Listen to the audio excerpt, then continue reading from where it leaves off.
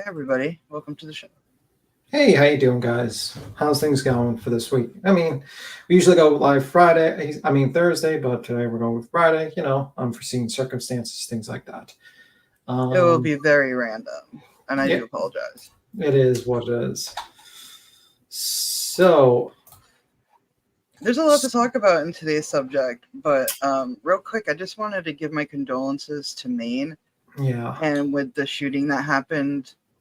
My eyes are on the news constantly. A Bostonian here. We will find him. Just please, y'all, be safe out there and yeah, reach out to your community for help. absolutely, absolutely. So, changing to the subject of Britney Spears. Holy shit. Um, Right? Britney fucking Spears. I did not. I mean, like I didn't really pay too much attention to it until recently, and I'm basically started reading articles and seeing a bunch of videos, and I'm like, holy fuck, this woman got screwed over like 6 ways from Sunday. Yeah. I listened to snippets like the shocking from like information from Justin Timberland. If you notice the title says Justin is garbage. Because I, he I is. agree. I fucking agree. That guy is evil. I swear. I didn't even see. I used to like Justin Timberlake, but I don't. There's something about him in the last after "Cry Me a River." I was just like, ooh, that's That he has hired some a Britney Spears lookalike. Did you know that? Yeah, that has now even darker overtones due to the revelations from the book that apparently um, Brittany in the book states that she had a at-home abortion because she was pregnant with Justin's child and he was too young. He didn't want to have the child with her because they were too young. And apparently, while she's agonizing in pain trying to do an at-home abortion, he comes over with a guitar and starts playing music to ease her pain. And That's I'm not just gonna ease it. and I'm just sitting there. I'm like, this is just demonic. Like that's a level of fucking demonic. And then a year later, you Mhm. make a hit piece on her and make the whole and then you've been clowning on this poor woman for fucking 20 years. Oh yeah, nonstop. That's literally his bridge into everything. He's like, hey, you guys don't remember me? Well, let me remind you, Britney Spears. Do you get what I'm saying? Like, What an evil man. Like I couldn't believe that this guy, did that. hey, welcome everybody. Welcome, by the way. I mean, this guy, I just sat, and everyone's stuck on this whole, like he said, for sizzle or whatever the fuck. I don't give Oh a fuck. god, It that's was so cringy. 2003. I mean, it's cringy, but no one's going to talk about this guy literally had like this, like made this girl who was a virgin before, was his, like a virgin. They had a purity thing. That's the thing. The whole public image was that they were not having sex until marriage type deal, and that's why he wanted. That was one of the major And then reasons why and she then, didn't want the baby. well, I mean, like what the right thing should have been was he should have had the kid and fucking got married if he believed that. Well, exactly, fucking exactly.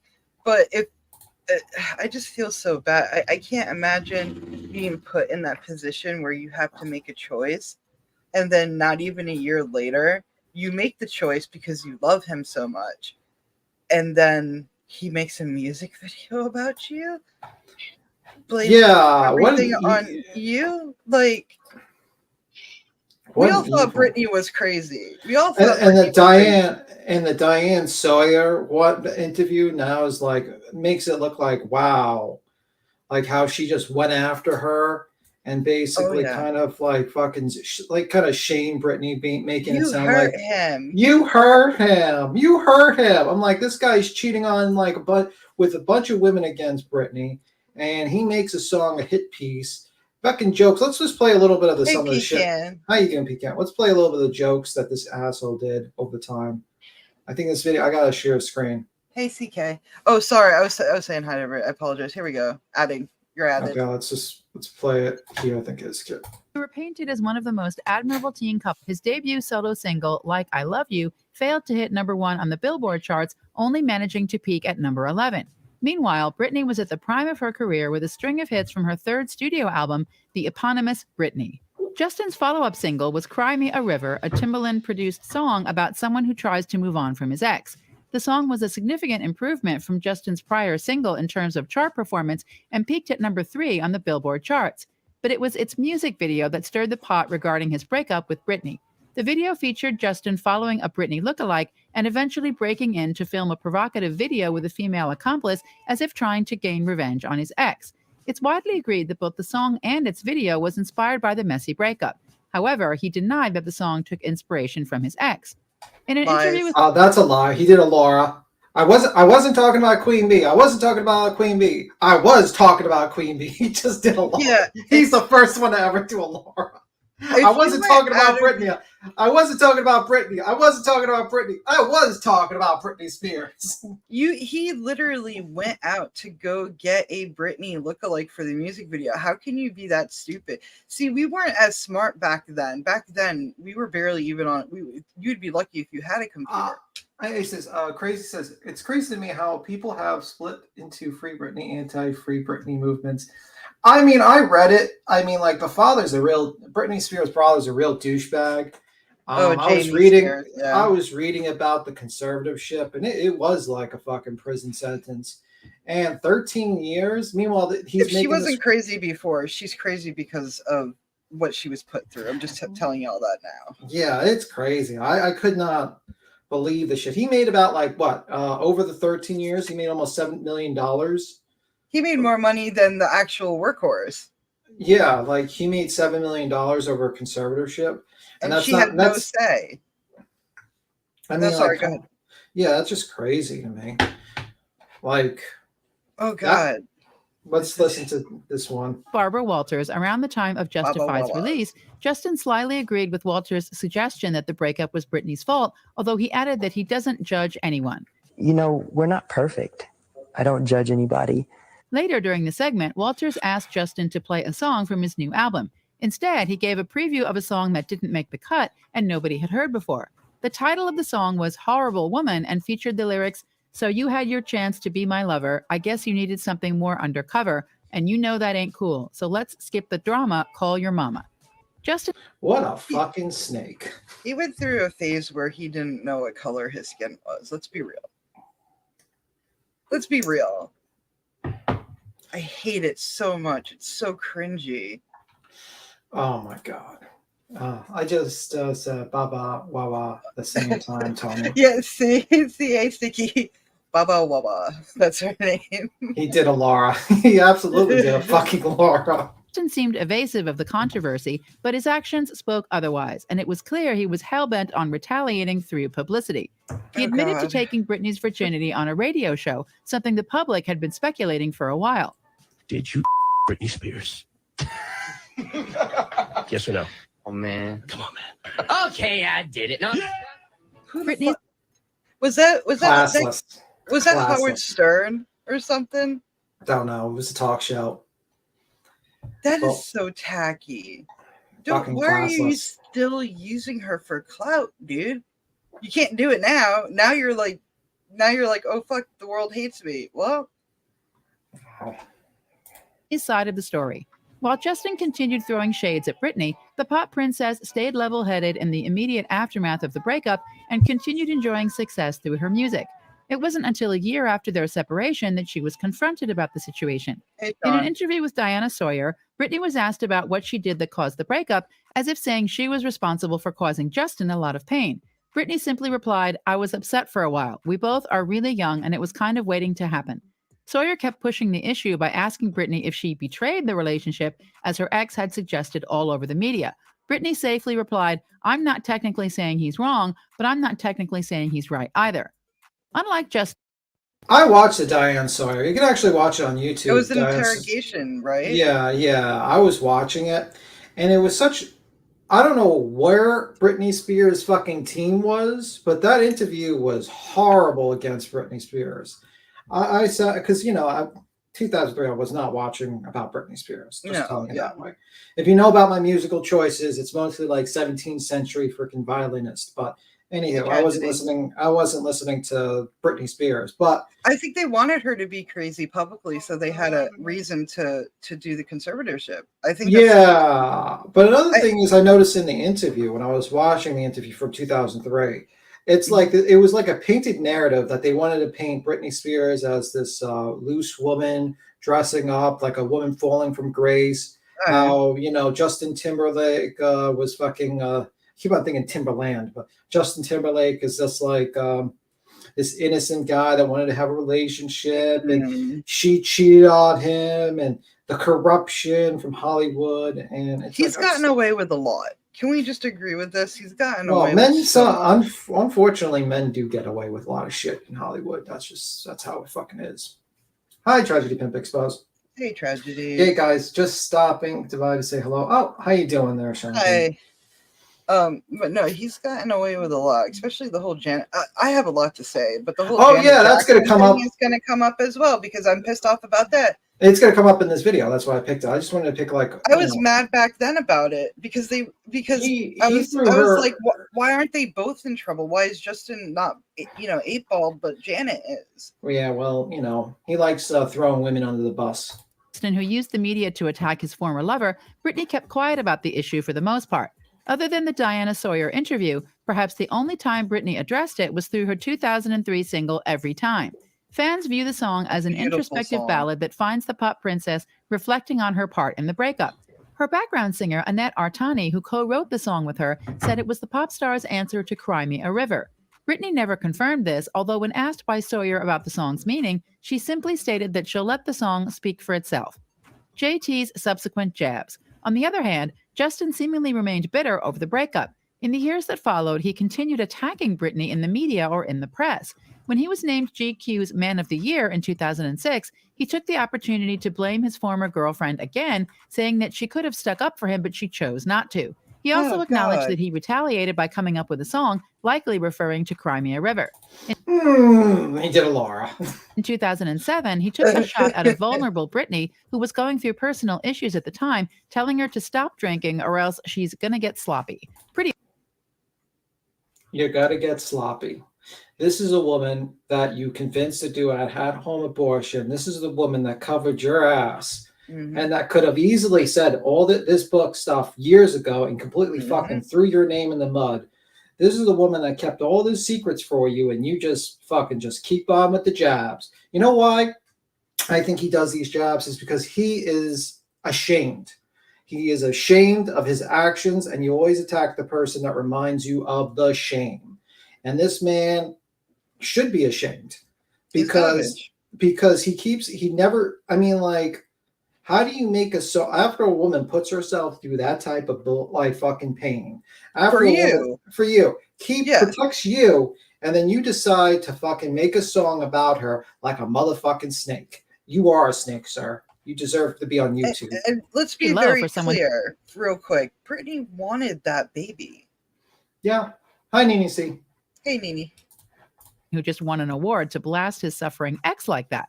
His other subsequent jabs include calling Britney a Madonna wannabe as he inducted the pop legend into the Rock and Roll Hall of Fame in 2008. The world has long been full of Madonna wannabes, and I might have even dated a couple. And gloating once more about how he took Britney's virginity in an SNL skit in 2009. Publicly, they'll claim to be virgins, but privately, he hid it. In 2012, Justin married his girlfriend of 5 years, actress Jessica Biel. It should have been safe to assume that Justin has finally moved on from Britney Spears with this marriage. However, based on some of his comments in 2016, it looks like that isn't the case. In an interview for Vanity Fair Italia while promoting his animated film Trolls, Justin revisited writing Cry Me a River. Trolls is a terrible movie, by the way. He said he wrote it while going through a tough time following the breakup with Britney 14 years prior. He also took a swing at Britney for going on a concert residency in Las Vegas and suggested that by doing so, the pop princess might have only a few years left before retiring. It feels like you're planning your retirement. You know what I mean? What an asshole. What a fucking dick. And also, you know what, Justin? The new movie you have out on Netflix kind of sucks. You're not a good actor. You're not a good singer. No, it's time for you to retire, sir. JT's faults against other women, cheating, Kylie, Janet. So maybe Justin hasn't fully moved on for Britney, or perhaps he's just a controversy magnet whenever he's around important women. In January 2011, before marrying Jessica Biel, it was reported that Justin was flirting with actress Olivia Munn the previous month.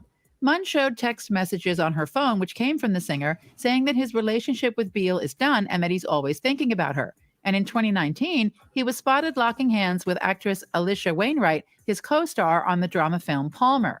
It seems, though, that cheating for him isn't new. Britney's sister, Jamie Lynn, claimed in a 2019 video that, contrary to public opinion, it was in fact Justin who cheated on Britney first when they were together. Don't forget about the controversial Super Bowl halftime show performance with Janet Jackson in 2004, where Justin let Janet take most of the blame for the infamous wardrobe malfunction. While Justin was able to get past the controversy relatively unscathed, Janet was banned from the Grammy Awards that year. It also affected plans to have her star in a biographical film about activist and artist Lena Horne and hurt the performance and publicity for her album Damita Jo. In a 2006 interview with Oprah, Janet acknowledged that Justin left her hanging dry after the controversy, saying that there's certain things you just don't do to friends. That's Janet crazy. motherfucking Jackson. I would never ever go against a Jackson.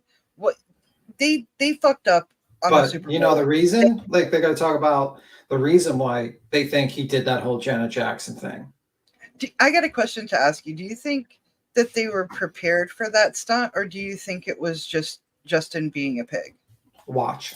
It was even suggested by stylist Wayne Scott Lucas that the wardrobe malfunction was planned by Justin to upstage the onstage kiss between Britney and Madonna at the MTV Video Music Awards, even at the expense of I want to say Dun, some dun, words. dun, dun, dun. I got words to say, but they're not appropriate for this channel. But Justin, I really, really hope karma comes. How many women has he fucked over?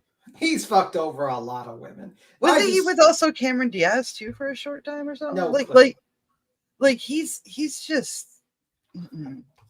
I mean, this guy is a real piece of. I mean, like, I'm just like thinking to myself, man, he has a real like.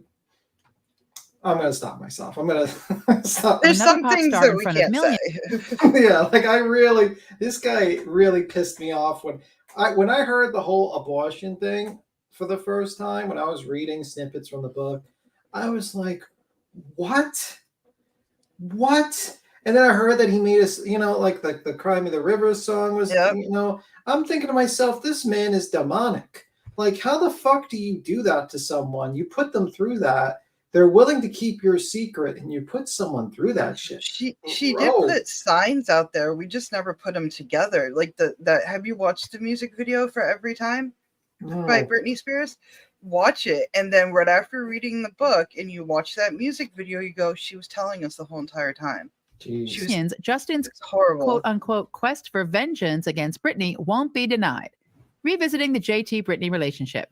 Recently, the Justin Timberlake-Britney Spears romance is getting the spotlight again thanks to the docuseries Framing Britney Spears.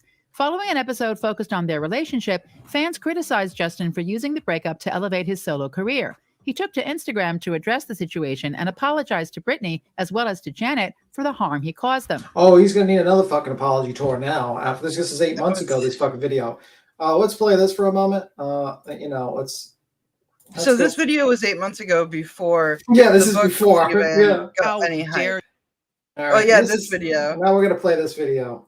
Oh, dare you, Mr. Spears? You had me fooled, and you too, Mrs. Spears. Death to all of them. All right, that was Wendy saying that, not us. But anyway, we're gonna use that clip a lot because that's how we volcano. That's all we're saying. I couldn't believe it. I mean, like, I was just like, let me read like a little bit of snippet. She was put on a $2,000 weekly allowance. That's the thing. She was the one doing all the work. How are you in a conservatorship, but meanwhile you're working? See, I can understand, like, right after the Free Britney movement and the conservatorship dropped, because she's not in the conservatorship right now, thank God. It ended this year, actually. People were going about Amanda Bynes, and they wanted Amanda Bynes' conservatorship. There's a difference. Britney Spears is still working to this day. Amanda Bynes really needs the mental help. Britney Spears, on the other hand, I think she got mentally damaged during the conservatorship. All right. That's my opinion, by the way. That's just my opinion. All right, let's go into the biggest You situations. could still, real quick, let's answer some questions. You could still love Justin Timberlake. We all grew up on Britney Spears, Justin Timberlake, and Sync Backstreet Boys. We grew up with that. That's our generation's, music. You can still love him and love his music and his craft. And I'm not going to judge you. Just know that he's a dick. You know what I mean? He's an asshole, like an absolute asshole. Like, don't ever put your heroes in too big of a pedestal because they're gonna come crashing down. I was here. I did another share screen. Yeah, you're up. You're up. Okay, so it's the article, right? Yeah, this is biggest revelation of Britney Spears' memoir, "The Woman in Me." So this is a new book that was the controversy with the abortion at home situation. So she's going to wait. Oh, so Jamie Spears is dying. Is that what you're saying, Nini?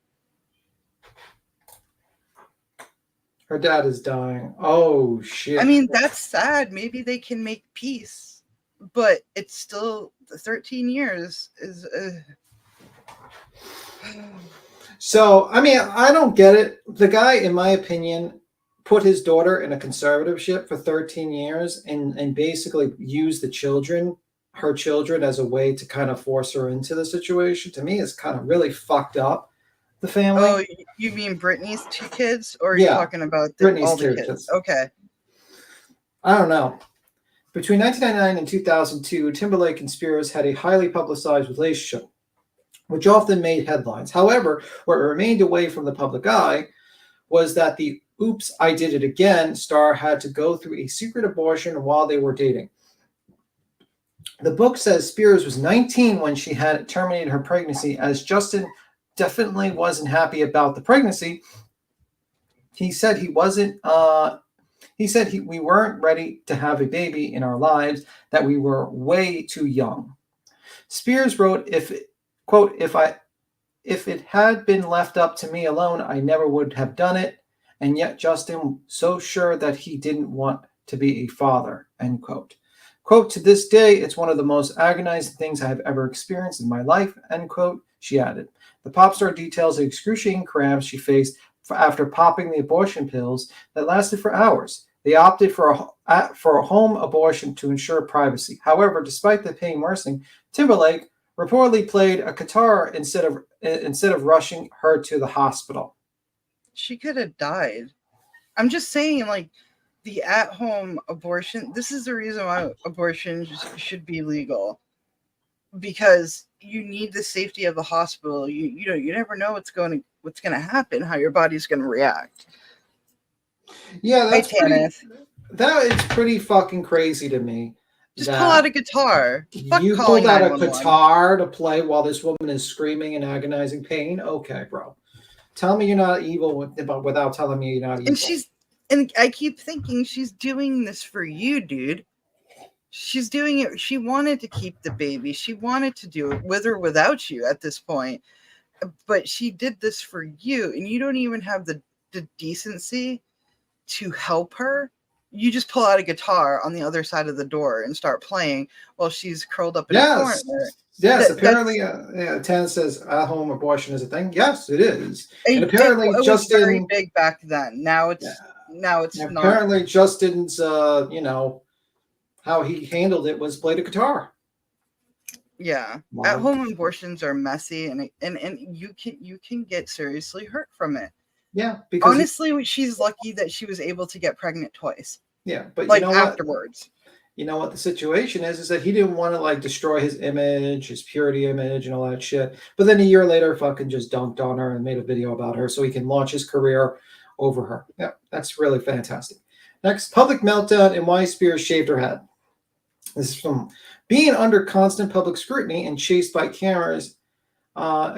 Exactly a toll on Britney Spears. The singer made tabloid headlines when she had a major public breakdown and shaved her head in 2007. In the book, Spears described the horrific episode as a means of setting out a strong message against the glitter of the world, where she was perennially eyeballed and looked up and down. According to Today, Spears wrote, quote, "My long hair was a big part of what people liked. I knew that. I knew a lot of guys thought long hair was hot. Shaving my head was a way of saying to the world, fuck you. You want me to be pretty for you? Fuck you. You want me to be good for you? Fuck you. You want me to be your dream girl? Fuck you," end quote. She added, quote, "I'd smile politely while TV show hosts leered at my breast, while American parents said I was destroying their children by wearing a crop top, while executives patted my hand condescending and second-guessed my career choices, and even though I sold millions of records while my family acted like I was evil, I was tired of it." That's a pretty interesting perspective. And Tater, all we know, Justin hasn't. I don't think Justin has said anything yet, but he has lawyered up. A lot of people apparently lawyered up. Mind you, there's about 60 something pages missing from the book that had to be removed. So imagine what those pages would have said. You know what I mean? Like, so she had to really alter the book a lot. A lot of people lawyered up. Well, I know what his response was. Justin Timberlake turns off Instagram comments amid people saying hateful, disgusting things. Justin Timberlake has finally turned off his Instagram comments and a ton of backlash following the publication of Britney Spears' memoir, A Woman in Me. In the book, Britney... Yeah, but you know what I find interesting? This is a person who had no issue of setting a fucking hate mob against a woman like Britney Spears, and he can't handle the fucking heat. Well, bro, for over a decade, he has orchestrated this. Yeah. According to source who spoke with Page 6, Justin decided to turn off his comments due to the hateful, disgusting things people were saying. Insiders have previously indicated that Justin isn't thrilled about the book, with one source telling the Daily Mail, quote, "Justin has not reached out to Britney at all about any of this, and he is not going to because there is nothing he can say to her. She was there, and it is just telling it from her point of view. That does not mean he's okay with it. Justin is not all happy about what has come out of it in this book." Meanwhile, an insider notes that the memoir dropped during Justin and Jessica Biel's wedding anniversary, which the couple apparently had some thoughts about. Quote, "Britney's book coming out with all the revelations coming from it has not been the best for his anniversary celebration. Having it in the zeitgeist hasn't been a topic of constant conversation, but Justin and Jessica have definitely talked about it and have think of all of that during the time." Yeah, go fuck yourself, sir. You decided to attack this woman for 10 years. Now you're getting a little bit of the heat, so you can go fuck yourself, Justin. I'll say that on the record. But anyway, it sounds like she took a play. Yeah, it's like I was saying, it's like a Plan B pill, but Plan B. I'll cry you a river. I'll cry you a river. I'll cry you a river, bro. Exactly right. Plan B pills are normally like, oh, me and my boyfriend had sex last night. We didn't use protection or the condom broke. I go to CVS, get a Plan B pill. Britney was pregnant. She was like positively pregnant with a little feet. Like this wasn't like an oops kind of thing. Like she could have carried the baby full term. I don't know how many weeks she was, but she was already dubbed pregnant. Plan B is normally you get the next day. Do you get what I'm saying? Yeah. Soothing Tatatot says, "Has Justin admitted any of this? Has he spoke on any of it?" No, he's going radio silent because he knows it's fucking true. He's going to make another song. Watch. Pecan says that's not true. You have to say, I'm not sure what subject you're talking about, Pecan. I'm sorry. Just state what's not true. That's not true. Please educate me. I'm a guy, and that's what I know about Plan B or not. Either way, I know it's horrible. You know, do you get what I'm saying? Like, it's horrible pain to go through. People take Plan B for a variety of reasons. Oh, about Plan B. Okay. See, I didn't know people could take them while they were already dubbed pregnant. I thought it was something. See, I don't know. Please educate me because I would like to know who gave her these pills. Probably Justin. It's not only for next day. So people can take them while they're, already have a pregnancy test, already, I don't know.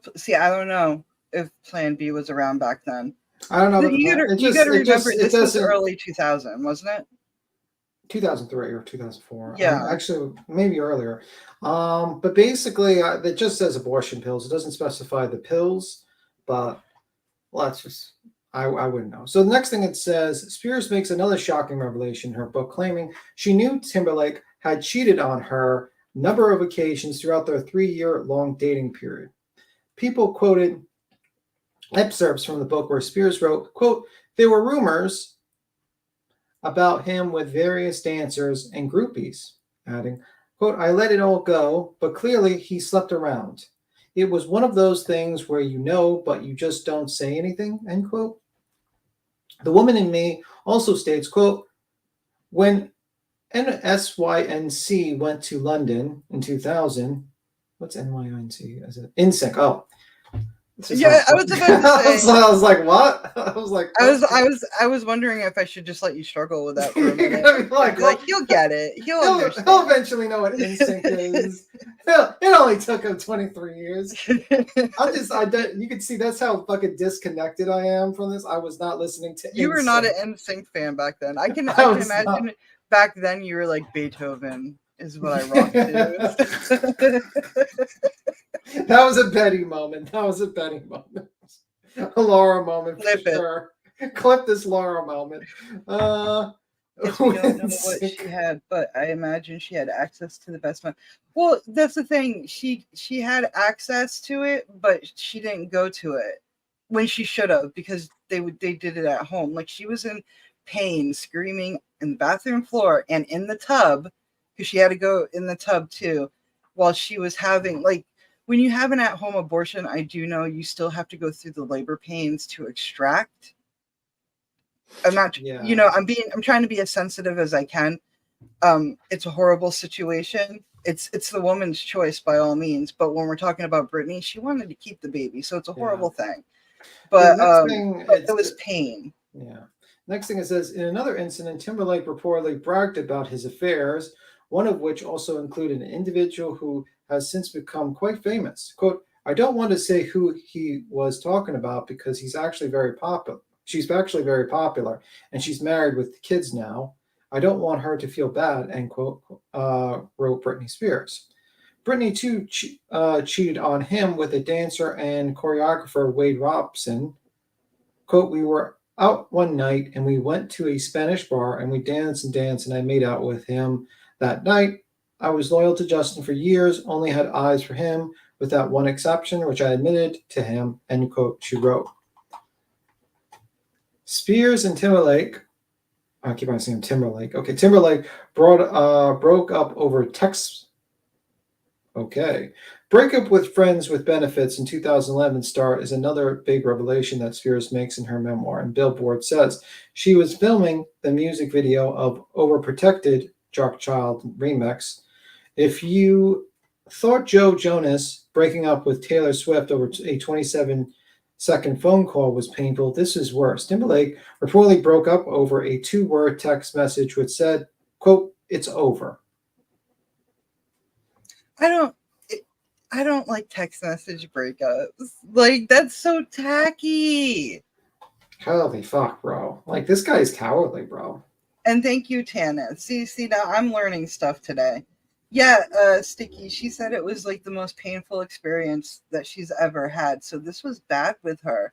You would think once a woman starts screaming, knowing that she took this pill. You take out the guitar and play it. Why not? Well, yeah, maybe that's how he thought of his song, Cry Me a River, while she's crying in there. That makes me angry. That just made me angry. Maybe that's why he was thinking about his song, Cry Me a River, while he's thinking about like playing his guitar.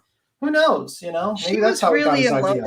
Let's be real. To Britney Spears, even today, Justin is the one that got away. She's still in love with him in a way. So, according to E! News, Britney Spears' memoir reads, after seeing the messages I set in my trailer in between takes, I had to go back and out and dance. Quote, for as much as Justin hurt me, there was a huge foundation of love, and when he left me, I was devastated. And when I say devastated, I mean I could barely speak for months. Whenever anyone asked me about him, all I could do is cry, and I don't know if I was clinically shocked, but if it felt that way. Okay, well, let me see. Justin was Timberlake, depressed, yeah, Timberlake shamed Britney Spears with Cry Me a River music album. Stupid fucking song. Cry Me a River. The woman in me sheds light. The woman in me sheds light in the impact of the bitter breakup on her emotional and mental condition. An overwhelming public response to Cry Me a River music video and the audience pointing fingers at her made Spears realize she was quite powerless before the narrative that Timberlake presented and had hit a dead end with respect to putting her side of the story. She wrote, quote, I felt there was no way at the time to tell my side of the story, end quote, adding, I couldn't explain because I knew no one would take my side since Justin had convinced the world of his version, and I don't think Justin realized the power he had in shaming me, and I don't think he understands to this day. Well, because he's a selfish prick. He's never going to understand you because he got away with it. He got away with how he treated you. He got away with how he treated Janet Jackson. God knows what else he got away with. Let's not even get into the conspiracy theory that he could have a daughter. Like, it's crazy. He gets away with these things and people cover for him. He's selfish. Okay, so the next thing it says, calling out Christina Aguilera. Ooh. Madonna came as a messiah for Britney Spears. Madonna. Well, Madonna came as a messiah for Britney Spears when she was recuperating from her breakup with Timberlake. Her contemporary Christina Aguilera poured, quote, salt in the wound. In 2003, she posed with Justin on the cover of Rolling Stone where he is, quote, looking at Christina with sexy eyes, end quote, says Yahoo Entertainment, quoting, the woman in me. Spears wrote in her memoir, quote, in that story, she said, she thought Justin and I should get back together, which was just confusing given how negative she's been elsewhere. Adding, hey, quote, Grandma. How you doing, Grandma? Even if they weren't trying to be cruel, it felt like they were just pouring salt in the wound. Why was it so easy for everyone to forget that I was a human being vulnerable enough that these headlines could leave bruises? And then it says, Britney Spears felt like a child robot in her conservatorship. Mm-hmm. That's interesting. When the judge vested Britney's father, Jamie Spears, and attorney Andrew Wallet with her conservatorship powers in 2008, the singer was in the hospital for examination. Reacting to News Today's quotes, the singer writing, quote, even though I begged the court to appoint literally anyone else, and I mean anyone, off the street would have been better, my father was given the job, the same man who would make me cry if I had to get in the car with him when I was a little girl. While she wasn't allowed to pick her own lawyer, Spears had to pay Wallet's salary of $426,000 per year for managing her estate. She paid over $500,000 for her court-appointed lawyer, as well as not realizing for over a decade that she could have him replaced. You know what a person that really covers Britney Spears conservatorship stuff is BJ Investigates. She really does cover like the whole conservatorship and shit like that. Mm-hmm. So if you ever want to like watch like an in-depth discussion about where the money went, conservatorships and shit like that, when it came to Britney Spears, you probably want to watch BJ Investigate. She has like a whole catalog. Also, she's currently being sued in a frivolous lawsuit by Lima, who is another person that used the conservatorship to basically use a homeless woman for her experimental treatment. And then say what again? Lima used a homeless woman in her experimental treatment, and that woman died. You know, not as a result, but just died in the facility. In general, yeah. Yeah, under mysterious circumstances. But anyway, and yeah. That's a lot of digest. That's a lot to digest. Yeah, so you might want to, and you know, she's fighting that woman's frivolous lawsuit. Yeah, like Britney didn't know that she could do anything about it until people like us that were like, free Britney, and she's like, maybe I have a chance. Yeah. Like it was the movement that got her thinking. Thank God for that, because if not, I don't know. She had to pay the people that were against her best interest. Yeah, imagine that. Jamie Spears mismanaged her finances, every aspect of her life. Glamour quotes Britney from her book, which reads, I became a robot, but not just a robot, a sort of child robot. I had been so infantilized that I was losing pieces of what made me feel like myself. The conservatorship stripped me of my womanhood, made me into a child, and I became more of an entity than a person on stage. Just one moment. On stage, I had always felt music in my bones and my blood, and they stole that from me. To give you an idea how much this guy really fucked her over, let me just go to another article and read it for a moment. There was a lot of things. Like, Britney had no control of anything. I don't know if the article says this. Does it talk about her stint in Las Vegas? Okay, so this is an article from Verity. Verity? Keep on fucking up words, sorry. Jamie Spears' lawyer took more than $36 million from Britney Spears. Jamie Spears and lawyers took more than $36 million from Britney Spears' estate throughout the course of her conservatorship. Jesus. Let me get that right. $36 million. 13 years, these two. Her father even used some of his earnings in his role as a conservator to pitch his own reality show. This is all according to new court documents filed ahead of Wednesday hearing in the pop stars continued legal battle. And this article is probably, what year was it? This was from 2022. So I'm just giving you an idea of the general battle. I'll follow up in a moment. The docs were filed by the singer's attorney, Matthew, in response to Spears' father asking the court to have his daughter continue paying his legal fees despite being suspended from her conservatorship. She's free from the conservatorship. This is during 2002, by the way. So this article is about a year old. She got free, I think, at the beginning of summer. It was this year.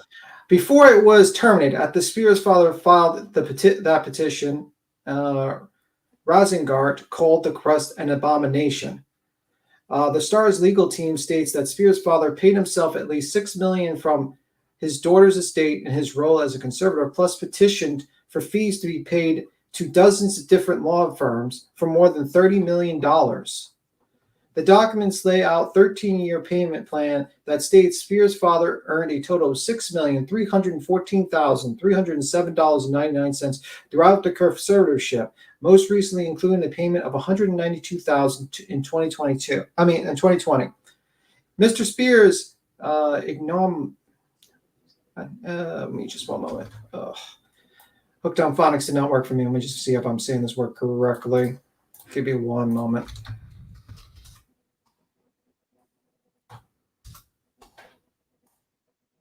Ignominious.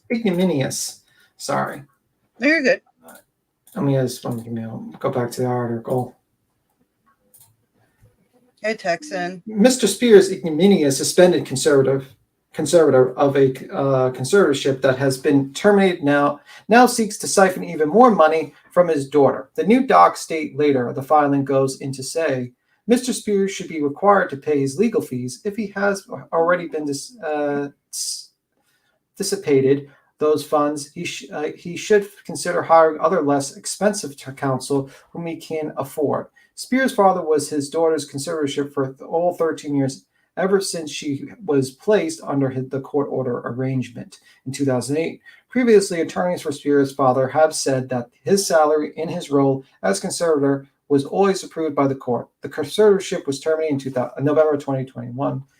The new docs also state that Spears' father attempted to pitch his own cooking show in 2015 in a network such as the Cooking Channel, which would have been titled Cookin', Crazen, and Chaos with Cookin', Crazen, and Chaos with Jamie Spears. The pop star's legal team states that he had approached a music supervisor who worked for the daughter to ask for help in recording a promo reel. Quote, Mr. Spears also exploited his role as a conservator to prevail upon Miss Spears' tour staff to help him turn his catering business into a Hollywood career, according to the court docs. The singer's legal team also filed the declaration that Sharon Abadi, a former FBI special agent who worked in the forensic investigation and intelligence practice of Kroll Associates, Inc., which was retained last summer by Rasengart's law firm, Greenberg Tri-Rig LLP, to help conduct an investigation into Spears' father's management of the estate. It remains ongoing. The declaration supports Spears' objections and oppositions to her father's petition to have her pay legal fees. Abadi's declaration highlights the autocratic way Spears' father ran his daughter's conservatorship, making note of his relationship with the pop star's former business manager, TriStar Sports and Entertainment. The document states Spears' father elevated his own interest above his daughter while ingratiating himself to others, including TriStar and its founder, Lo Tyler, to whom he had previously been financially indebted. TriStar was recently subject of a lengthy New York Times expose, which scrutinized Taylor's financial management during the conservatorship. Of the many finding outlines, the declaration states that Spears' father had hired counsel for Tyler to take legal action against one of Spears' fans, Free Britney supporter Brian Kutcher. The court docs state that the internal emails indicate that Spears' former attorney, Vivian Thoreen, had expressed that Tyler should pay the legal fees since there was no connection, quote, between Britney and the lawsuit. The new declaration also states that Abadi was corroborated the New York Times reporting that Britney Spears was eavesdropped on her own home with a secret listening device, which monitored attorney-client privilege communications with her counsel, at the direction and with the approval of her father, Mr. Spears. Verity has reached out to Charles. So that's fucking crazy. So that's just a little bit of the fucking bullshit. It's fucking insane. She had no privacy whatsoever. There was an incident, I want to say her Las Vegas show, that she didn't want to do something, or she wanted a change in the setup, and she was trying to stand up for herself, and the backup dancers went to her father behind her back and was like relaying messages to them. He basically had like the fucking security staff, basically like prison guards. So like this gives you an idea. And that article was from 2022. So let's read the next part about the book that was shocking. Okay. Britney had little control over reproductive decisions, finances, and diet. That's horrible. The clutches of the conservatorship were so deep that it took away her right to make decisions about reproduction as she met her third husband, Sam. I'm just going to call him Sam for the sake of me not butchering his name. The two got very close and having a baby together and was on the cards. Quote, yet my father wouldn't let me go to the doctor when I asked for an appointment to get my IUD removed. Oh yeah, I remember that. That was the final nail in the coffin. Yeah, like, that was like when I heard that story, and I was like, wow, that's pretty fucking crazy that this woman is not even able to have reproductive rights. This is like early fucking 19th century America. If you don't know, this is a little bit of a history lessons. How a certain gentleman with a mustache in Germany got his idea of eugenics. One of them was from the United States. The United States used to have a court system whereby if you were declared feeble, you would be removed from having reproductive rights, and they would make you not able. And they would sterilize you in the early days of the United States. And that's how the famous guy with the mustache in Germany during the 1940s got one of his ideas of mass sterilization was from the United States. That was one of them. Also from an old book he read about people going to the center of the earth. The guy was a nut job, by the way, the guy in Germany with the mustache. So when I heard that, I was thinking, wow, are we back in the 18th, 19th century, fucking the United States? Like what? Mm-hmm. So when I heard that, I was like, that's crazy to me. So Spears wrote. It's weird too, because it's her father controlling her reproduction. Like, it's just weird. The whole situation's weird. Yeah, debtors' prisons existed as well. Yeah, that's how, let me see. Spears wrote, The Woman in Me reports today, according to Forbes, Spears, who had two sons from Kevin Federline, said she, yeah, no shit. A lot of men in our lives are pretty pieces of shit. Now I understand why she really does not like a lot of men. I mean, if this is all the interactions you have with men, I can pretty much understand what. Yeah, all her experiences are negative. With men have been horrible. Her father was a piece of shit. Justin was a piece of shit. Her husband was a piece of shit. Like the manager was a piece of shit. All these people, the lawyer was a piece of shit. So I can understand her distrust of men at this point. I'm like, holy fuck. From Kevin Federline said she continued with the conservatorship out of fear of losing them. Interesting, over the 13-year-long conservatorship period, the quote, a piece of me, end quote, singer released 4 albums, completed a 4-year Las Vegas residency, racking it over USD 140 million, and a judged X Factor. Yet she had no control of her Oh, that's fortune, right. and her net worth couldn't soar like her contemporaries. Yeah, that is crazy to me that these people fucking rob probably like a good $50 million just like that she could have made extra money, and also they robbed about almost $36 million in bullshit charges, And they used her kids against her. Let's be real. You can't do that to her. She loves her kids. Yeah. Brings the worst of the money. Yeah, money does bring the worst out of people, crime and fashion. Mm-mm. Like this family, like really fucked her over just so they could get even her her sister. Her sister's a bitch too. Let's be real. Yeah, that's true, Tanith. Geez, poor woman. She got put through the ringer. Yeah, she got put through the ringer. And the sad thing is she was painted as a crazy nut job. And, everyone was kind of sitting by and just didn't care. And then suddenly, like those people who said, like, free Britney, all those people were looked at as nut jobs. But reading this is like, oh, well, they weren't nut jobs. I don't remember that. I'm going to have to find a video of that, Grandma. What video? Remember the commercial with Kevin Federline after Britney? He was fantasizing about him in the concert. Then a manager yells, "Federline fries." I don't remember that. I don't remember that. The only commercial I remember anything with Britney Spears is the epic Pepsi commercial during the Super Bowl. Britney Spears, Beyonce, Pink. Epic. Love that commercial so much. They should really release that song. We Will Rock You. That's the only thing I remember. Other than that, I'm a goldfish. Mm-hmm. Okay, so interesting over 13-year conservatorship period. Okay, we read that. Hence, as the Free Britney movement gained momentum, when it ended in 2021, Spears was expecting a child with Sagaroi. Wait, it ended in 2021? I thought it ended this year. What happened this year? One moment. Because I remember there was like a Free Britney and everybody's like, they finally freed her. And it was this year. And this is 2023, right? That's it. Oh, it ended in November 2021. Oh, wow. I think you had like one of those like Mandela moments. I did. I really moments. thought. Yeah, because I went to go buy a Free Britney shirt. Don't ask. Yeah. And they were like, no, she has no conservatorship. Yay, hooray.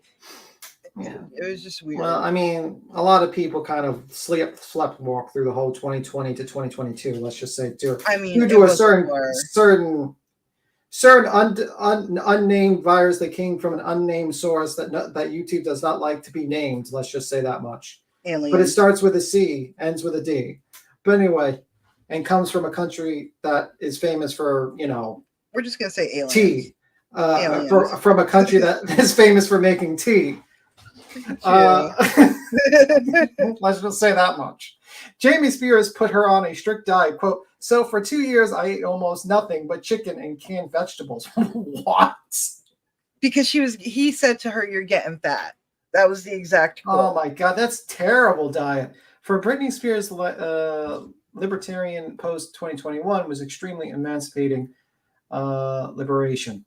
Post 2021 was extremely emancipating. The Guardian says for her freedom meant having the ability to eat chocolate without anyone, quote, shouting at me, and posting selfies without any fears. Britney Spears feared her family wanted to kill her. Okay. I mean, I don't think she's being crazy there. I really do think that could. I mean, I would think that too if I was in her spot. Yeah, this book is wild. I want to see those pages that were taken out of this fucking book because they must. There was like 60-something pages. Well, once she said that she was writing a memoir, there was a lot of people, unnamed people, but obviously Justin, Christina. They were getting lawyers. They were lawyering up. So this. Yeah, this they probably sent. I guarantee you, there might be like a cease and desist sent. By certain people, let's just say. Maybe those pages were removed. Oh yeah, definitely. Maybe part 2 book. Who knows? Maybe there'll be another book. Can we just say real quick? She sold, I think, 3 times more than Jada's memoir. Well, I mean, no offense. Jada's made up most of the shit in her book. Like, I'm going to believe Jada Smith was a fucking crack dealing queen in Baltimore, and that she was like trying to take off. Like, like I'm not going to believe that. That lady lied. No, I believe Britney. I think Britney has more to say. Jada has already spilt the tea publicly. Jada Why would is you want to just- read it in a book? Yeah, Jada just made up half the shit in that book, and the other half she's just like using to humiliate her husband. Fucking terrible what that woman's doing to her husband. Mm-mm. In a major revelation in her book, Spears claimed she feared her family could kill her at any point. The woman inmate details an incident where the singer tried to smuggle a phone to, quote, try to break free, end quote, but was caught. I lost my place. But was caught. Quote, after being held down on a gurney, I knew they could restrain my body anytime they wanted to. She wrote, adding, quote, they could have tried to kill me. I thought I started to wonder if they did want to kill me. Whoa. I mean, during this time, it was kind of like the Brittany Murphy effect. Yeah. You get what I'm saying? You never know. Yeah, Yahoo Entertainment's cites another excerpt from the memoir where Spears says, quote, this will sound crazy, but I'll say it again because it's truth. I thought they were going to try to kill me. I didn't understand how Jamie Lynn and our father had developed such a good relationship, end quote. Quote, she knew I was reaching out to her for help and that she was dogging me. I felt like she should have taken my side, end quote. I mean, let's be real for a second. Her sister is named Jamie Lynn Spears, so we can decipher the father from the father's Jamie. Jamie Lynn Spears is her younger sister. Now, when Britney got pregnant, she was about 19, 20, around that age with Justin Timberlake, okay? Okay. And she was definitely crucified, within the family. We had no idea to get rid of the baby, get rid of the baby, get rid of the baby. But Jamie Lynn Spears gets pregnant at 16, and she's allowed to keep the baby. And there's some resentment there, and I get it. And I get it because it's not fair. Pushing forward in my music career is not my focus at this moment. Right now, it's time for me to try to get my spiritual life in order and pay attention to little things to slow down. It's time for me not to be someone who other people want. It's time to actually find myself, end quote. Britney Spears writes in The Woman in Me, well, being an entertainer, it was great, but over the past 5 years, my passion to entertain in front of live audience has lessened.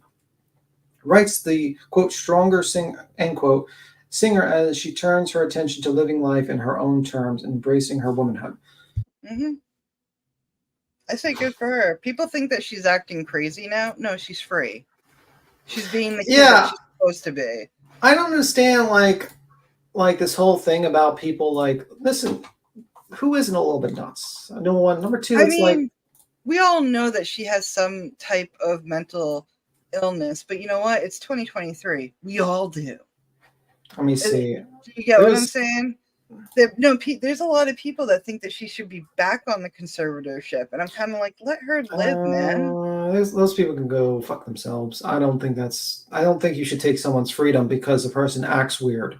You know what I mean? If that's the case, I would be locked up. We'd all be locked up in jail. I mean, especially me. I'd be locked up fucking forever. That's the feather. Okay, there's a commercial. Okay, so I watched the actual. I don't know. I think we'll probably say if we play this, but I like this guy's facial reactions when he was like, that's the guy we were talking about with. So he was actually. What's his name? Adam. Yeah. I think his channel is Adam right here. I'll post the link in the chat.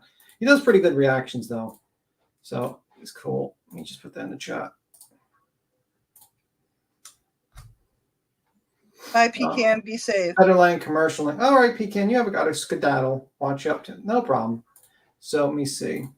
I think it's good for me. Before I go, y'all give me a group hug. Let me see. I want to get to the part where she basically, because like the whole Diane Sawyer one was like kind of fucking nuts to me. It wasn't an interview. It was an interrogation, and it was literally to make Justin look good. Yeah, it was. Was it this part? Cocaine, probably. And partying. Yes, know that. So let's see how he. Let me see.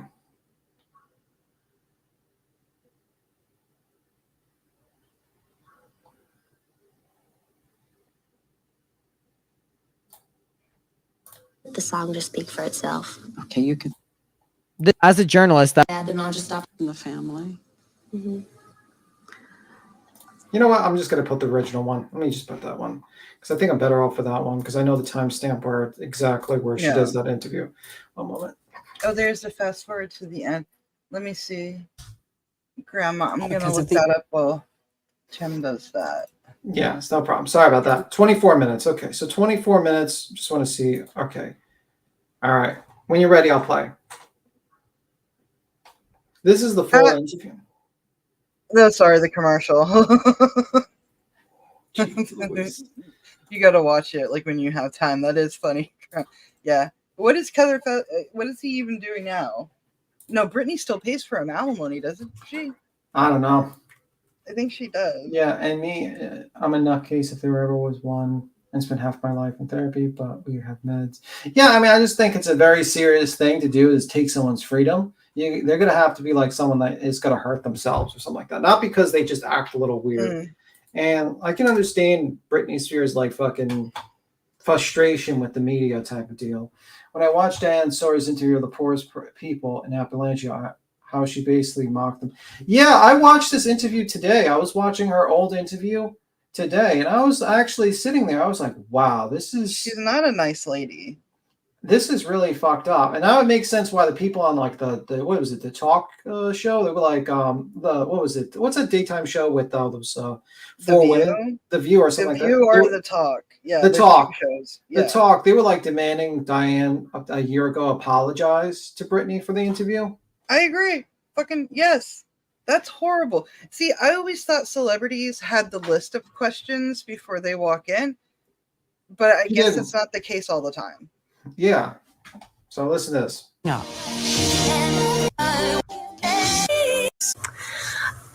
Who's that for? I'll let the song just speak for itself. Okay, you can bop me. I have to ask a couple of things about Justin. Okay, of course. He's gone on television and pretty much said you broke his heart. You did something that caused him so much pain, so much suffering. What did you do? I was upset. I was upset for a while. We both. Now that you know about the whole abortion thing, and now you know about how he's been fucking just dogging on this woman for years, and like looking back at this interview in 2003, what's your thoughts? My thought, I think it was a direct ambush. I think there was a smear campaign against Britney ever since it to make Justin look like the golden, innocent, sweet little boy, and Britney was the whore, the this, that, like she was, the bad guy. And it's just, I can't believe people got away with it back then. Because today, we're more like, okay, there is her side, his side, and then the truth. Like we're more adaptive. You can listen to her answer. I think we're both really young, and it was kind of waiting to happen. Mm-hmm. And I will always love him. He'll always have a special place in my heart. He is such a great person. But you said, I've only slept with one person in my whole life, 2 years into my relationship with Justin. And yet he's left the impression that you weren't faithful, that you betrayed the relationship. I think everyone has a side to their story. And to make them feel a certain way, make them feel, and I'm not technically saying he's wrong, but I'm not technically saying he's right either. So, this feels really awkward right now. She got that on the nose. It is awkward. Like, the fuck? And she's kind of like looking at her manager, like saying, what the fuck is this question? Fucking save me. Like, she's drowning on air, and there's nothing nobody's doing. Yeah. Copyright disclaimer under the section. Yeah, she's mentally checked at this point, and she's just trying to get through that. Yeah, and it's like it's such a you could just notice, like, if you look at this old interview, it's actually like painting a very interesting narrative that she's like this, slutty person, and Justin is this nice guy, and this slutty girl slept around and cheated on this pure-hearted man, and she's fallen from grace from her purity as a child to now, and all that shit. And then he starts painting like how she's spending money, ridiculous sums of money, towards the end. It's like, really, she was exploited. It's her money, though. That's the thing too. It was her. She worked for it. This is a classic case of someone being exploited by the media, by men, by her own family. I mean, even her fans, like, there was a lot of people who switched up because of this.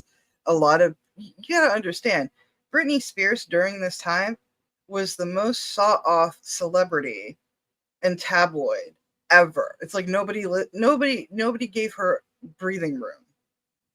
So imagine that on top of being in a toxic environment with your own family and management and career. And then on top of that, there's paparazzi that follow you everywhere that are not giving you space. I would go crazy too. Let's be real. Timberlake has made a kind of sport out of public retaliation. On a popular morning drive radio show in New York promoting his album, he has a kind of gleeful confession about their very private life. Hot 97, the Star Buckwell Morning Show. Justin Timberlake is in the... Okay, so I guess this answers your earlier question, what radio show was he on? So Star and Buck Wild Morning Show. I don't know what that is, but... Yeah. House. And I just want to ask you one question. Did you Britney Spears? Yes or no? First off, what kind of fucked up question is that to ask anyone about their sexual relationship with anyone while you're on a fucking radio show or any TV show? Like, everybody wants to be Howard Stern. You know this. Yeah, like, no. How about we don't talk about who someone fucks and we just leave that as it is? Okay, leave the bedroom in the bedroom, stuff in the bedroom, and let's not talk about that because that's fucking nasty. Oh man, come on, man. Okay, I did it. No, It was a really weird time. There was like talk about what we did together and like really sexually and stuff, and I just felt very exploitive and very weird. I was like, why is he going on these shows and they're asking him and he's talking, but I'm sure, like, just like right now, you're asking me about it and I'm talking about it and just kind of comes out. All right, let me see. All right, let me see. We have to because the fucking song. Song. We don't want the copyright. Okay, he's throwing. Look how much of a douchebag he looks at this. You don't really notice how much a douchebag is until like 20 years later. I know, it's horrible. Like, lately, we cannot put the people we love, like famous people. Look at this, like fucking snake. Him and his ramen noodle hair.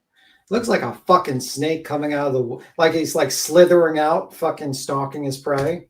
Right? How about we cry you a river, now you're getting hate. Wow, that is kind of creepy. He looks like a killer. He looks like a fucking snake about to fucking attack someone. Yeah. Cry me a river! And yet, Tanith, it is just 10, 13 years ago. There was, it's so weird. Like, he would not, if this happened today, he would not get away with it. Yeah. This is 20 years ago, actually.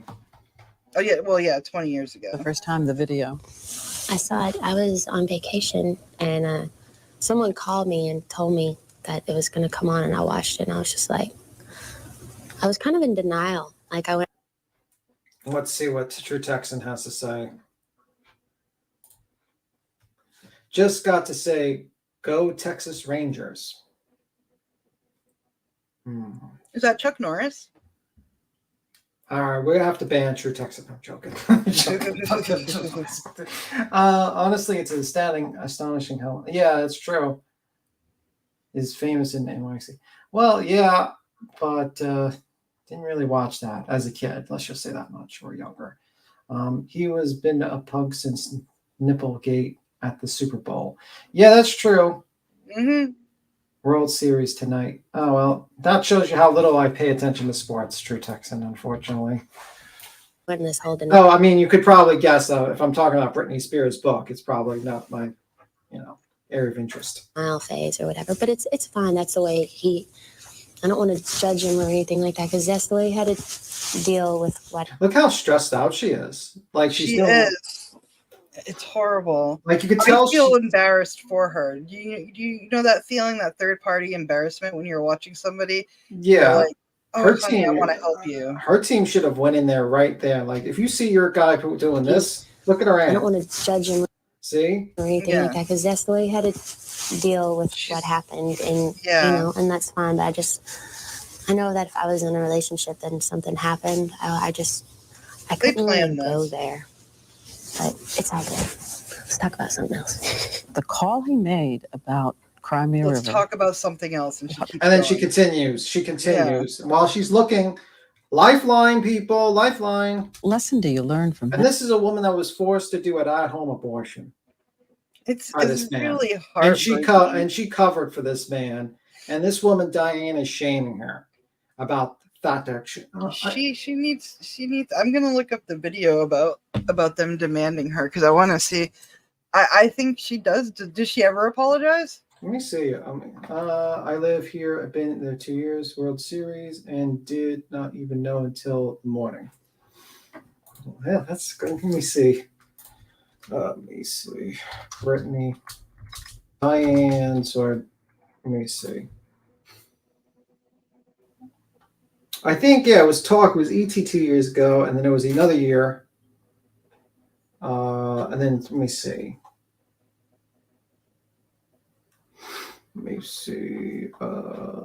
Apology.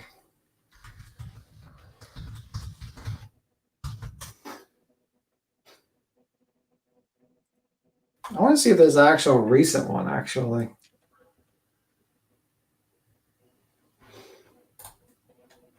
Oh yeah, it's I guess Sharon Osbourne was the front runner for that.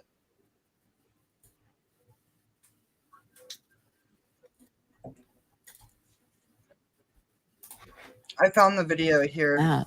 Okay, cool. I think this is the video. I'm sending it to you. Okay, cool. Thanks. Let me just play this.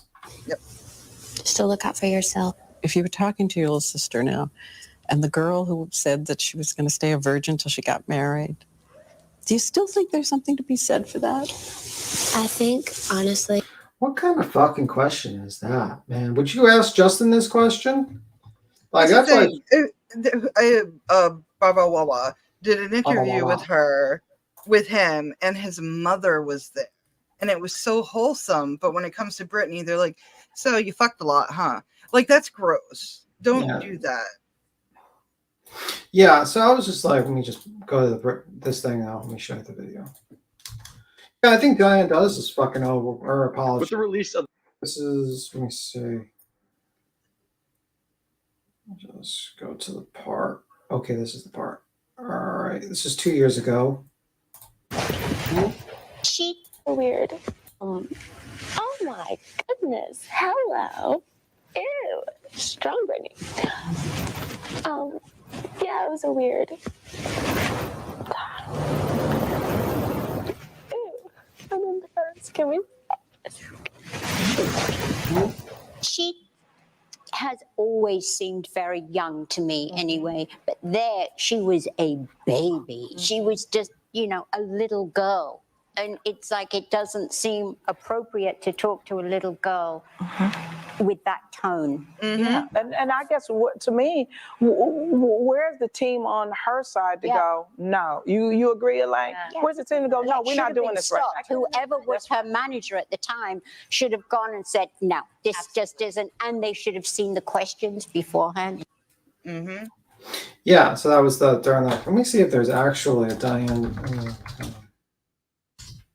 I understand interviewers have to ask tough questions, but read the fucking room. If the person you're talking to is literally, that's the third time she told her, can we change the subject? Can we stop? And she just kept on going and going. Read the fucking room, man. The funny thing is I had to type up if Diane Sawyer was actually still alive. Right, Tanith? Like, it's horrible. Mm-mm. You're born with mental illness, but there's triggers that make it come out. Do you get what I'm saying? Like, and I really do believe shit like this is why she seems a little eccentric. You know what I mean? Yeah, I don't know. I'm trying to see if there's actually something recent. Let me see. Well, if she had the conservatorship 2 years ago, then, and if there's nothing now, then there never will be. It's Diane Sawyer, you know. Let me see. Okay, it says Britney. I don't know the fucking advertising. Fucking ad. I don't know how to. Okay, I got rid of it. Britney Spears is reflecting on her painful moment that was broadcast for her to see, for all to see. In the memoir, Woman in Me, the Toxic singer recalled, quote, the singer recalled her now infamous 2003 interview with Diane Sawyer, in which the journalist confronted Britney about her then recent breakup with Justin Timberlake, as well as whether the pop star was behaving in a way to be a good role model for children. In fact, the line of questioning brought the 21-year-old to tears in her own home. Sorry. So they interviewed her in Britney Spears' house. Yeah. In her memoir, The Woman in Me, the toxic singer, quote, I often retreated to my apartment to be alone, quote, Britney wrote in the period after her public split with NSYNC member in 2002. See, now I know who NSYNC is. There you go, you got it. Quote, now, because what threw me off was the like little star, and I'm like, just I never understood that. Yeah. And yeah. Now I was being forced to speak to Diane Sawyer there and cry in front of the entire nation. And when it came to the interview itself, the Crossroads actress described it as, quote, completely humiliating. Quote, I wasn't told what the questions would be would be ahead of time. And it turned out they were 100% embarrassing, quote. She continued, quote, I was too vulnerable too sensitive to do this type of interview. I didn't want to share anything private with the world, and I didn't owe the media details of my breakup. I shouldn't have been forced to speak on national TV, forced to cry in front of a stranger, a woman who was relentlessly going after me with harsh questions after harsh questions. And in looking back, the 41-year-old can see how the interview left its mark on her. Quote, I felt like I had been exploited, set up in front of the whole world, Britney wrote. That interview was a breaking point for me internally. A switch had been flipped. I honestly feel like that woman in my life should have been a time for that moment in my life should have been a time for growing and not sharing everything with the world. But I had no choice, and it seemed like nobody really cared how I felt. E! News has reached out to reps of Diane for comment, but has yet to heard back. Surprise, surprise. Mm-hmm. This is what we call in the business cover your ass. Hopefully they'll, this is like in World War I, where everyone was in the trenches and you're avoiding the bombs hitting you and you just hide in your trench. This is the trench time. So everyone's in their trenches right now, hoping the bomb doesn't hit too close, keeping radio silent, and that's pretty much what's happening right now. We love these products. Okay. Let me see. 2003 interview resurfaced in 2021 after it was featured in 2021 New York Times documentary framing Britney Spears, and then revisited under a new lens nearly 2 decades later. There was an outcry over Diane's treatment of Britney, as well as calls for her to apologize, though the journalist never did so publicly. In addition to her interview with Diane, Britney gives an intimate look inside her rise to superstardom and the subsequent 13-year conservatorship in The Woman in Me, detailing her relationship with Justin, sharing she had an abortion after becoming pregnant with Justin's baby, and reflecting on asking her sister Jamie Lynn for help and amid as she sought her freedom. For more of the memoirs, okay. She was just a piggy bank for all of them. Yeah. Britney Spears met Justin Timberlake when they were musketeers on Disney's channel. Mm-hmm. They known each other for years before they became respected in their, the boy band and Britney Spears. So they knew each other, and Christina Aguilera too. Yeah. They were all on the Mickey Mouse Club. Yeah, this is crazy to me that they, this is the Adderall one. Adderall was Britney's drug of choice. Yeah, that was also in the book. Britney maintains that during the days when it looked like she was partying hard with Paris Hilton, Lindsay Lohan, etc. Wow, those names. Remember they used to have a TV show? Paris Hilton and Nikki, whatever, I forgot her name. Yeah, they were like on a farm or some shit. The Simple Life. The Simple Life. They would do real. They would go to different places every time doing like real jobs. Wow. Yeah, That was on Fox, right? I think it was on Fox. It was. I know it's called The Simple Life because I used to Yeah. watch it. She didn't have a drinking problem, but used the ADHD medication Adderall to get high and enjoy a few hours of feeling less depressed. Hooking up with Carol Farrell. It wasn't much of a secret 20 years ago that something was going on between Britney and Colin Farrell.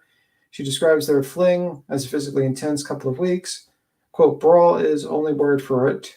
We were all over each other, grappling so passionately, and it was like we were in a street fight. However, she admitted it wasn't, quote, over Justin, end quote, when she was Colin's date to the January 28, 2003 premiere of Recruit, where the Irish actor told reporters they were, quote, just mates, end quote, and not dating, but, quote, she's sweet, sweet girl, end quote. Britney writes in The Woman to Me, quote, but for a brief moment in time, I did think there could be something there. The disappointments in my romantic life were just one part of how isolated I became, and I felt awkward all the time. All right. Let me see. Oh yeah, did you hear about that? I mean, I remember the 2000, like they had to like immediately had to have the marriage annulled. Remember that?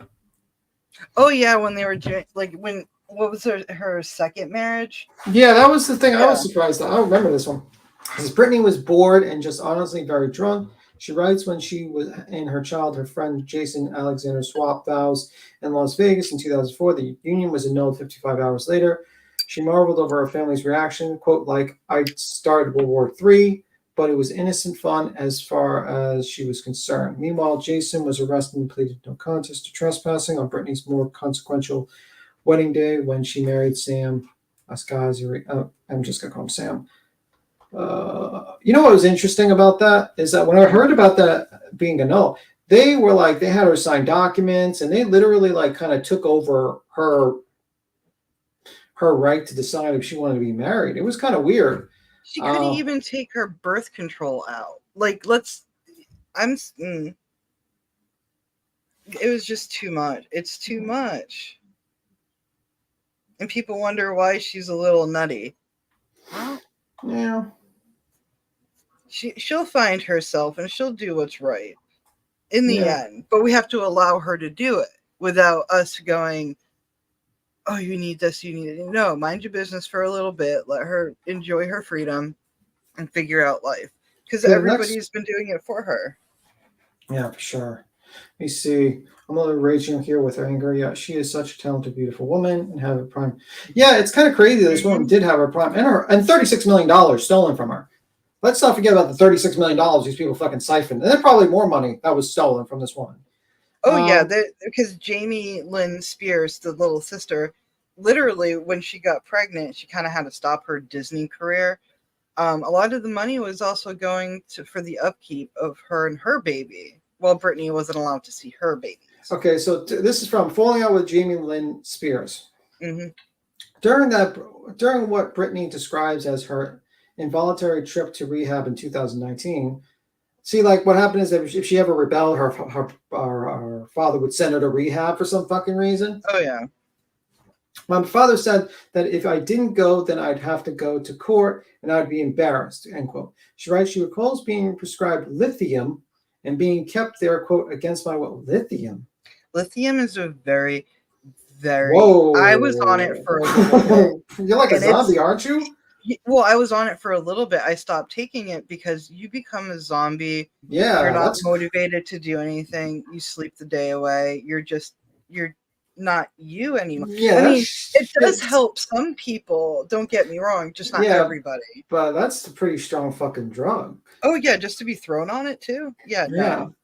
I couldn't go outside. She continues. I couldn't drive a car. I had to give a blood weekly, and I couldn't take bath in a private. I couldn't shut the door to my room. From the facility, Britney texted Jamie Lynn Spears pleading for help. She writes, her little sister response to her book was, quote, "Stop fighting it. There's nothing you can do about it, so stop fighting it." Whoa. It's so I don't know. If I was Jamie Lynn Spears, I would definitely be on my sister's side, telling my parents, stop. Like, just let her live. That's so fucked up. Britney felt betrayed, writing, quote, "I didn't understand how Jamie Lynn and our father had developed such a good relationship. She knew I was reaching out to her for help, and I felt like she should have taken my side." In early 2022, the siblings publicly sparred over Jamie Lynn's memoir, Things I Should Have Said, and Jamie Lynn, quote, "rushed out salacious stories about me, many of them hurtful and outrageous," end quote. Britney reiterates in her book, but she concludes she loves her sis, adding, quote, "I'm working to feel more compassion than anger towards her and towards everyone who has wronged me. It's not easy." E! News reached out to Jamie Lynn comment. She said on E! Daily Pop in 2022 that she and Britney, quote, "go back and forth, but at the end of the day, the love and support will always be." Fuck that. You pulled that shit on me, you'd be dead to me. I'm surprised that You'd be so fucking dead to me. You'd be lucky if I don't fucking deal with you in other ways that might be fucking planned on this fucking live. But like, if you betrayed me and fucking locked me up and sit, oh, bro, in a public setting too. It's not like a and then you snaked me with the book talking about my shit. Oh fuck no, I would be so. You would never talk to me again. You'd be dead. You'd be less than dead. Like, dead would be like a step up, because I would remember you. If you were dead to me, I would think of fond memories of you being alive and everything. No, you would be non-existent at that point. You would not exist in my eyes. I would intentionally burn every fucking photo of you if you pulled that shit on me. You betrayed me like that? No. No. They're still trying to market off of her. It's ridiculous. It says Britney notes that it was during her 2019 rehab stay that she first saw YouTube clips courtesy of her nurse at the facility, learn her to the existence of the unofficial but vigilant Free Britney movement. As the years went by and the public discussions of whether she still should be in conservatorship intensified, Britney kept up with the news. Quote, "Seeing documentaries about me was rough," she writes. "I understand that everyone's heart was in the right place, but I was hurt that some old friends spoke to filmmakers without consulting me first." That's horrible. She adds, "There was so much guessing about what I must have thought or felt." Okay. This is when it was terminated. When Jamie was removed as co-conservator in September of 2021, I felt relief sweep over me. Britney recalls, "The men who had scared me as a child and ruled over me as an adult, who had done more than anyone to undermine my self-confidence, was no longer in control of my life. She was at a resort." Yeah, I don't understand how the fuck they can think about ever think about him being like allowed ever to be like the father to have a conservatorship over her. He's a fucking monster. He is a That's monster. just my opinion. Like, really fucked up. Like, really, really fucked up shit, man. I can't believe Your that. daughter is in pain. Your daughter is suffering and mentally, physically exhausted. Yeah. And you're not being a father. Like, you're just... Yeah. Yeah, I don't get it. At least her doing this book and speaking her truth for the most part, because there was a chapter removed apparently. Maybe this is her time to heal. She's like, okay, it's out in the open, everything is there. Do a couple of interviews if she wants to, like, to, talk about things. She's getting it out in the open, and now you can heal. That's the best part about this. Is the only upside, is that she gets to heal and actually live her life. Yeah. Fucking weird. I wouldn't be doing my job if I didn't ask the Britney question. Oh, and so, Jesus. What question is that? Okay. What do you think is going on with Britney? I don't know, to be honest with you. I haven't spoken to her in years. Really? Yeah. I mean, there's no ill will or no, I have nothing but love for her. And we had, it's funny because we dated each other at a time. I haven't talked about this in a long time. It's interesting, but But you've never talked about it to me, so well, it's okay. hey, Okay. let's get it in, Let's girl. get it in.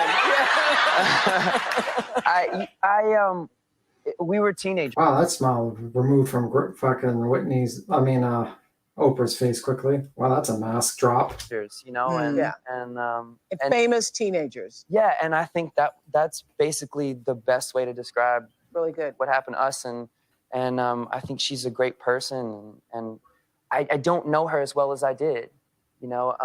Yeah. I dated her when I was Because a teenager. how many years ago was that? You dated? I believe it was 6 or 7 years ago. Yeah. So, and we haven't spoken since. So is everybody speculating about what's going on? Is she having a nervous breakdown? Is she? I don't know. Yeah, you don't know. Yeah. I don't know. Is that what they're speculating? Yeah. Oh, okay. Uh-huh. What I can say about what I do know about her is she has a huge heart and she is a great person. Yeah. I don't know. I got nothing for you. I don't know. You answered. Hi, YouTubers. Interesting. Let me see. I've been reading her book in Libby, and where the 61 pages taken out of all the versions of the book. I've seen like a lot of people speculate like it was taken out. Like I think she said it. Hold on a second. Let me find it.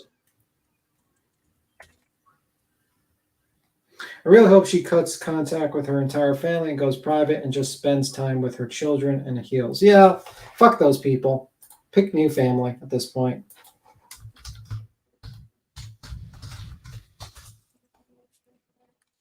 But, you know, it's just crazy.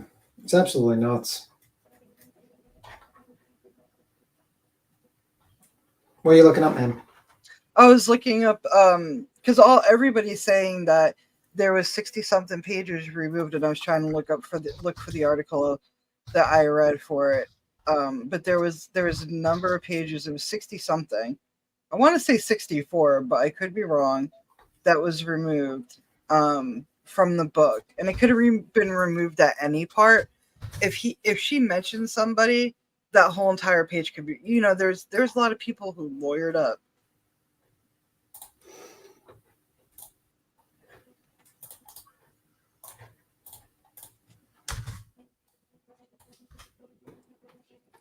Have you heard the rumors that Britney Spears' book was supposed to be 320 pages and not the 288 pages that we're getting? According to the official listing on Simon & Schuster, it's now 288 pages. However, people in other countries have found listings that it was supposed to be dropped on January 14th and it was supposed to be 320 pages possibly. I've got a theory on what was on those missing pages that I think you'll find very interesting. If you remember, Britney Spears was allegedly done writing her book in July of 2022. However, there was a paper shortage and they could not print it. Note again, July 30th, 2020. There was a paper shortage? Who fucking? I know there's a lot of people who buy hard copies, but why is it removed digital? Yeah. 22. Then, just the next month, in August of 2022, Britney Spears dropped a bombshell 22-minute recorded audio of her talking about all of her years in the conservatorship, speaking all of her truth about being drugged and worked against her will, and a lot of things that she said about her family and Lou Taylor and TriStar and all of it. Of course, that 22-minute audio got deleted real quick. However, if you haven't heard it, you absolutely need to go listen to it. It's hosted on my YouTube page.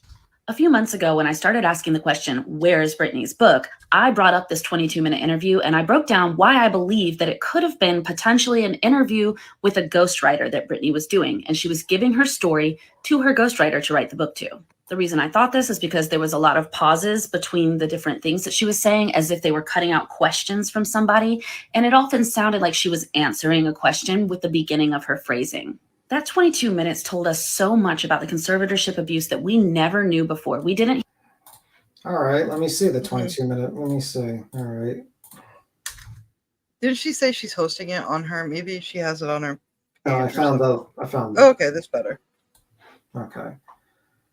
Almost revealing account yet of Britney Spears open up about her life under the conservatorship in 22-minute statement posted online. The audio file was uploaded on YouTube, but then later removed. The audio featured Spears talking at length about her experience over the past 15 years, her feelings towards the family members, and revealed. Let me see. Now, let me actually look. Let me stop sharing this. I'm going to try to actually look for the video, YouTube video. Hold on. I'm pretty sure there was a lot of people who knew that she was writing a book and about her memoir, and they're like, oh my God, lawyered up. And she probably got a couple of cease and desists, or, you know, some things maybe her lawyer was like, hey, we can't do this. Yeah, one moment. I'm looking for it. I think I found it. Just give me a second. I'm going to put it on the screen. Yeah. I have a lot of tabs open. No, you're good. Just wait a moment. Where is it? There it is. Okay. It's added. Okay. Opportunities, Oprah interviews, to go on a platform and share hardships or just really anything that's going on in my mind. And I really don't think any of that is relevant to getting paid to tell your story. I feel like it's kind of silly. So I'm here honestly just to open myself to others and try to shed a light on if anyone out there has ever gone through hardships or whatever it is, just to put a light on it. And so that person doesn't feel alone, because I really know what that feels like. I haven't honestly shared this openly too as well, because I've always been scared of the judgment period and the skepticism and the cynical people of what and their opinions of what people would actually think. I do think I'm in a place now where I'm a little bit more confident that I can be willing to share openly my thoughts and what I've been through, because I haven't really had that so long, just scared of judgments, thoughts of other people and what they think or what they may say. And I think it's crucial for my heart and my head to be able to speak openly about it as if anyone else would. Well, the actual conservatorship actually started, I think, 15 to 16 years ago. I was 25 when it started. I was extremely young. I remember a lot of my friends texting me and calling me, and we were extremely close, and they wanted to see me, but by what had happened, honestly, still to this day, don't know what really I did, but the punishment of my father, I wasn't able to, see anyone or like anything. So, and you have to imagine none of it made sense to me. I literally spoke in a British accent to a doctor to prescribe my medication, and 3 days later, there was a swap team in my home, 3 helicopters, and I remember my mom's best friend and my 2 girlfriends. We had a sleepover the night before. They held me down on a gurner, and again, none of it. What? They held her down on a gurney? And they had a SWAT team, apparently. And helicopters. They're treating her like a terrorist. Holy fuck. Hi, Sleuth Mom. Hey, Sleuth Mom. Sleuth Mom, too. Literally, the extent of my madness was playing chess with, was playing chase with paparazzi, which is still to this day one of the most fun things I ever did about being famous. So I don't know what was so harmful about that. But I remember my mom was sitting on the couch and she said, "We've heard people are coming here today to talk to you. We should probably go, to a hotel or something."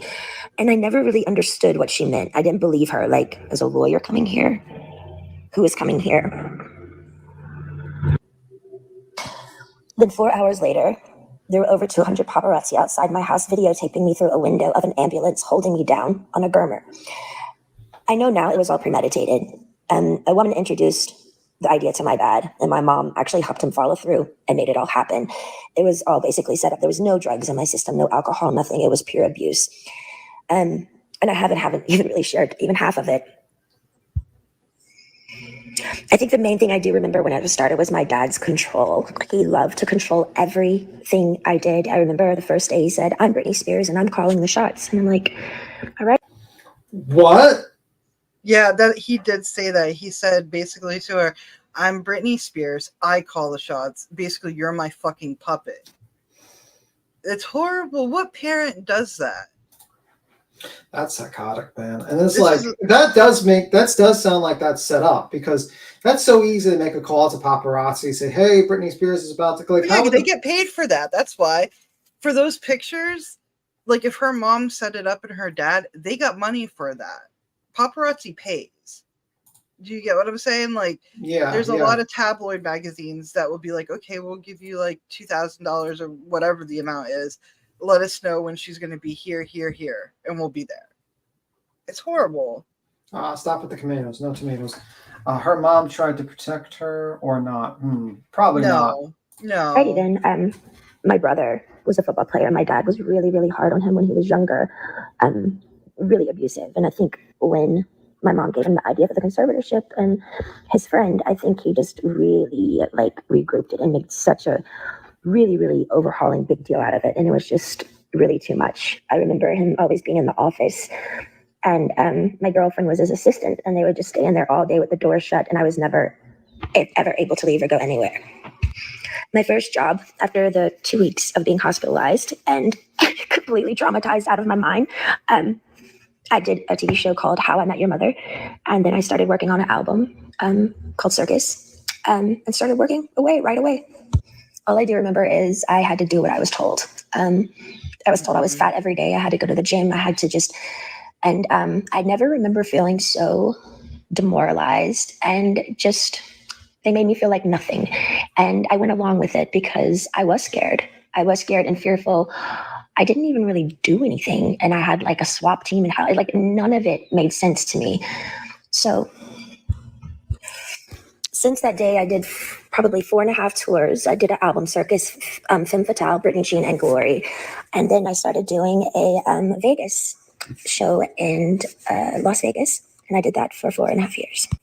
I do remember working, and I got to a point where, you know, because my pride in my 30s, I have to live under my father's rules. And, you know, the dancers are playing and drinking and having fun at nights in Vegas. And like, this is like fucking like a gilded cage for sure. Like, it really sounds like a gilded cage.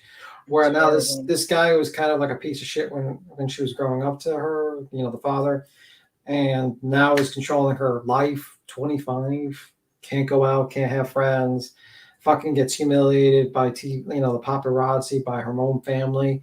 Money's being siphoned and stolen. She's being forced to work. You know, basically, this is like fucking indentured slavery. This sounds like slavery. She's never had a moment of peace until recently. You know, I mean, the tabloids are still after her, you know, with the same narrative that Britney's crazy and stuff. But at least she's a little bit, she has control. She has control now. Yeah, that's just the cage. Yeah, absolutely.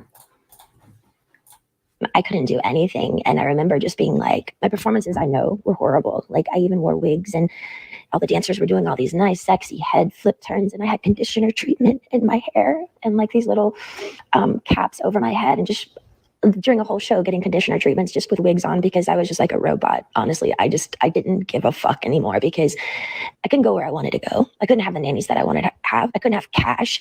And it was just demoralizing. So I was kind of like in this conspiracy thing of people claiming and like treating me like a superstar, but yet they treated me like nothing.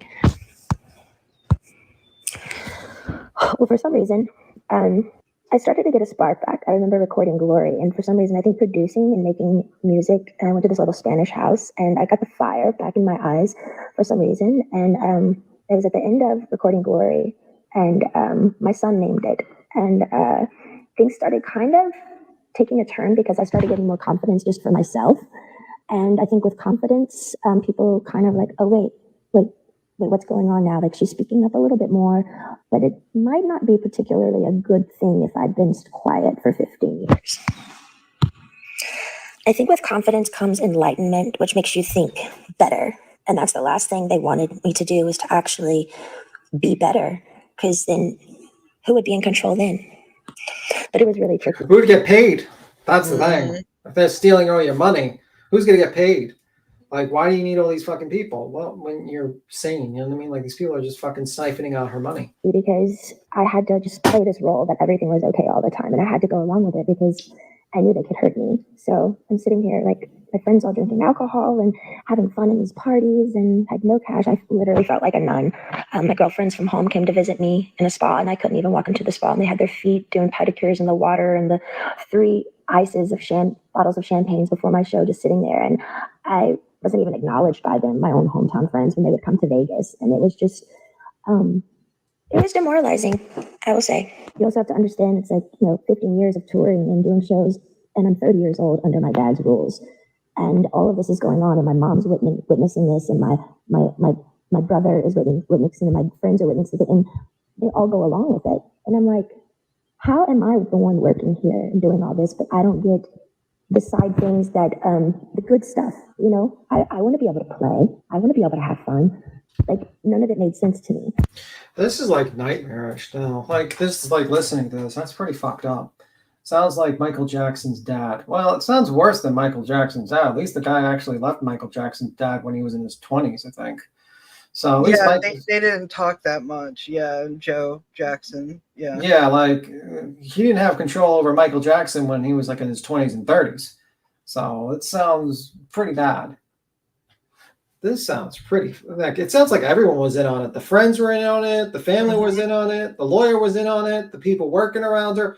She was just like literally just like their meal ticket. And she, the last show in Vegas, she knew it. She knew it too, but she didn't know she could get away with it. Do you get what I'm saying? Yeah. In 2017, I went on tour, which of tour I was forced to do, but I was supposed to do a new show. So the new show came along. I rehearsed, I think maybe 4 days ago. I don't really remember, but I went to one of the rehearsals and I said no to a dance. And I was like, no, can we do that? I don't want to do this. And then I just remember everything got really weird and quiet, and all the directors and producers went in the back room and just spoke. And that was it. And I was like, well, I don't know what's going on. So we all just kind of like, what happened? And then the next day I was told that I had to be sent away to a facility, and that I was supposed to say on my Instagram, the reason why is because my dad is sick and I need treatment, which was, I didn't want to ever go there. I remember my dad calling me on the phone and I was crying, and I was like, why are you guys doing this? Like, what? And I just remember him saying, you have to listen to the doctors. The doctors are going to tell you what to do. I can't help you now. And I remember his last words were, now, you don't have to go, but if you don't go, we're going to go to court and there'll be a big trial and you're going to lose. I have way more people on my side than you. You don't even have a lawyer, so they don't even think about it. So I did it. I went to the place. I was scared at.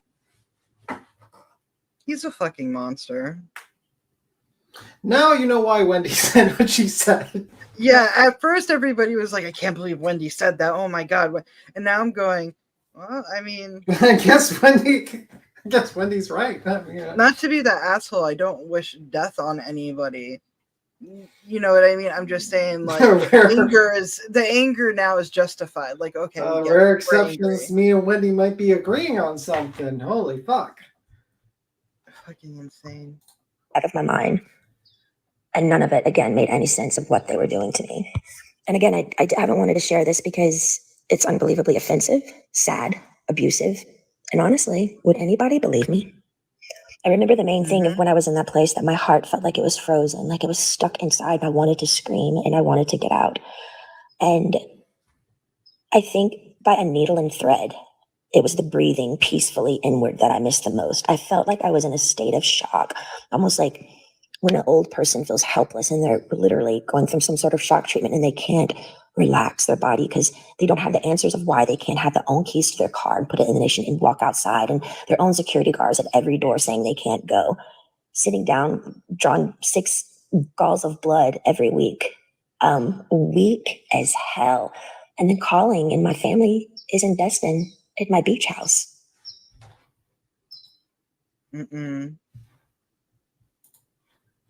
Wow. Fucking wow. Pretty much, and apparently the showbiz doing that makes you turn into a shark. Yeah. Hope the kids have no contact with it. Fucked up, man. I just like, it's very shocking. It didn't make sense.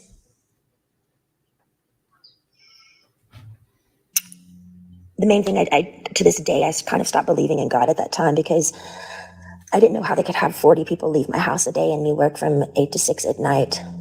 Be seen changed every time I changed in the shower. No privacy, no door, nothing. Her room being personally recorded even when an attorney-client meeting was being done. How did they get away with it? And what the fuck did I do to deserve that? I couldn't even smoke cigarettes. People on death row can smoke cigarettes.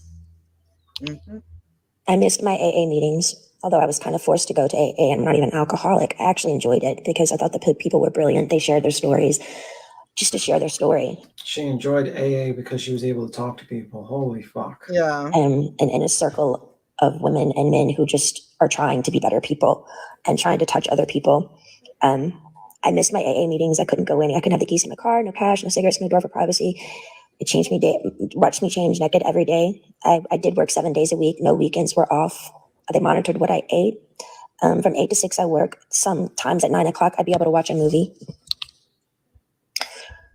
But finally, the owner of the whole facility that I was always texting to try to be able to go somewhere, just get out of the house, that place somehow, he had to let me go because the Free Britney campaign came out with all the pink t-shirts. I saw it on a lot of the morning shows, and people by word of mouth, and I think just by my fans knowing by heart that something was up. I remember one of the guys were on an interview on the street, and he said, you know what, I could be totally wrong, and if I'm wrong, I'll be really, really embarrassed, and I'll just go have a drink somewhere. He said, but I do feel like they're doing something to her right now, and I'm not surely what it is, but that's what my heart says.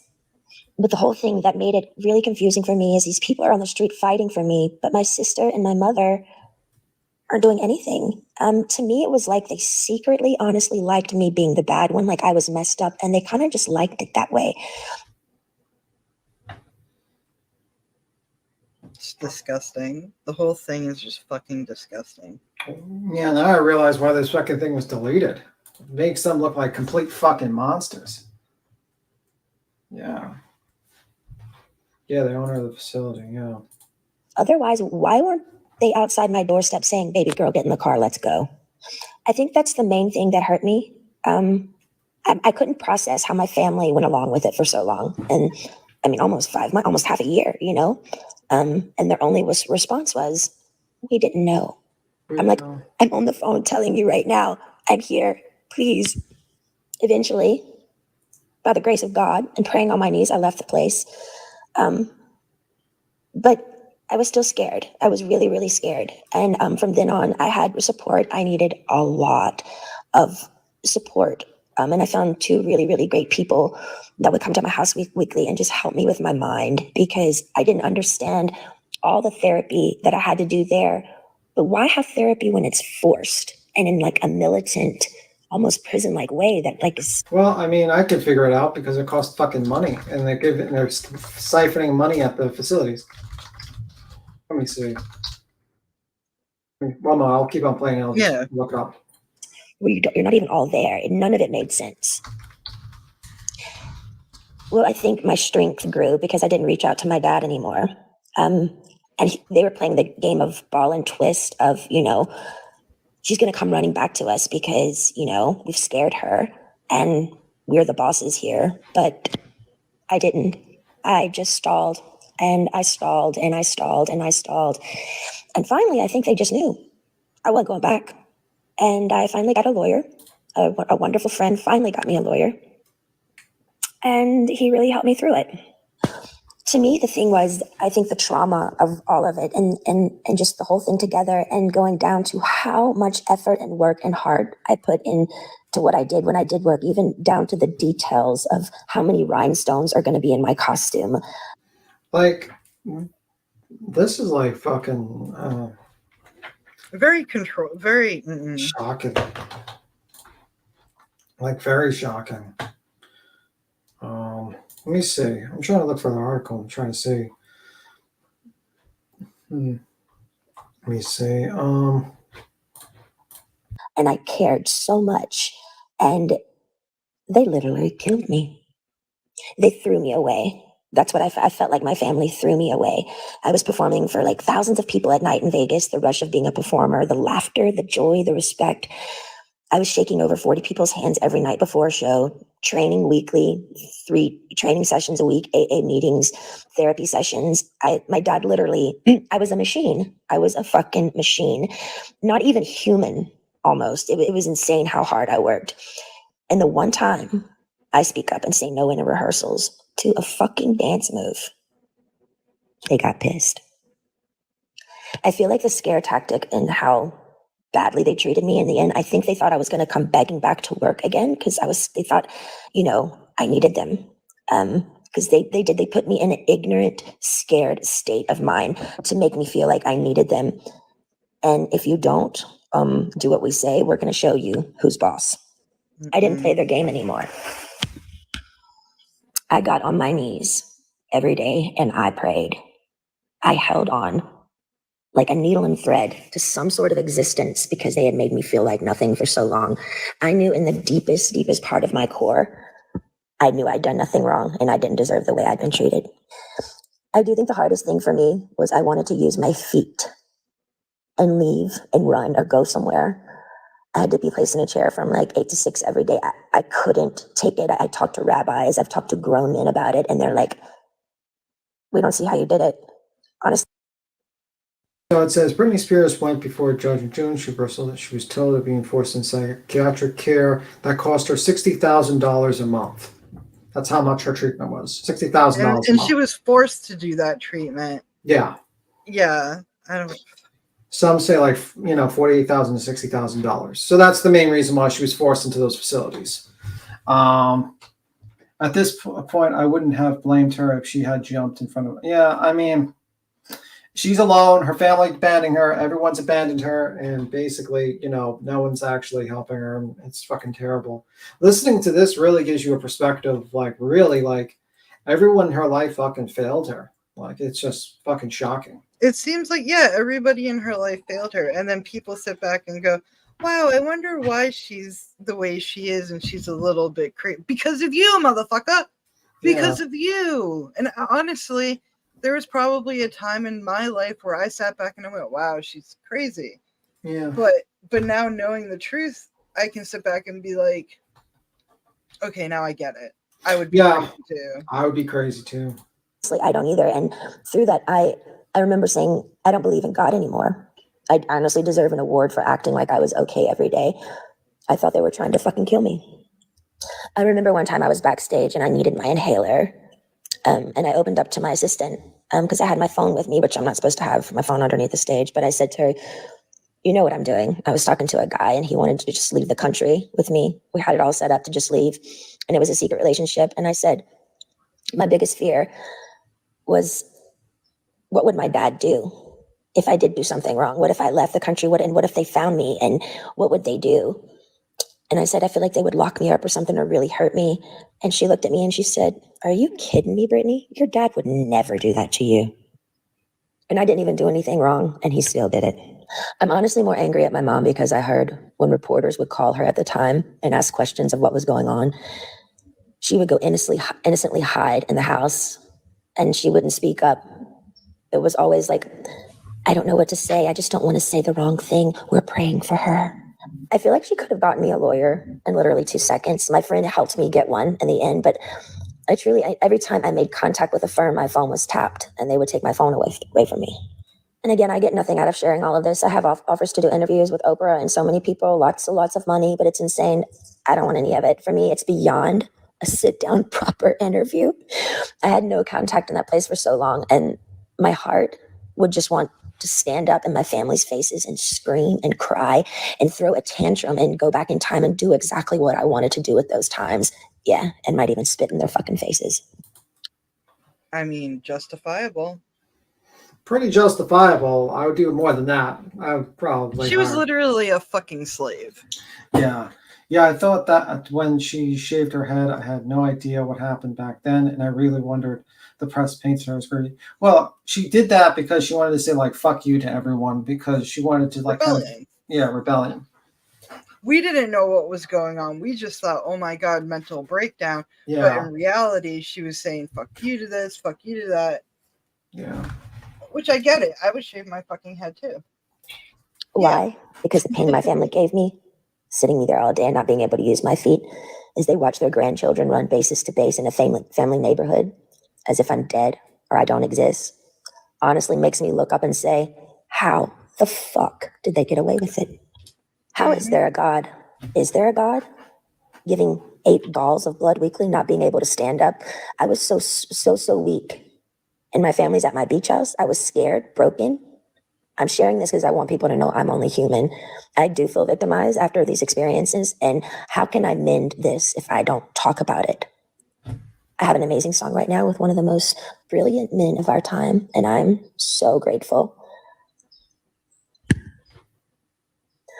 But if you're a weird introvert oddball like me, who feels alone a lot of the time, and you needed to hear a story like this today so you don't feel alone.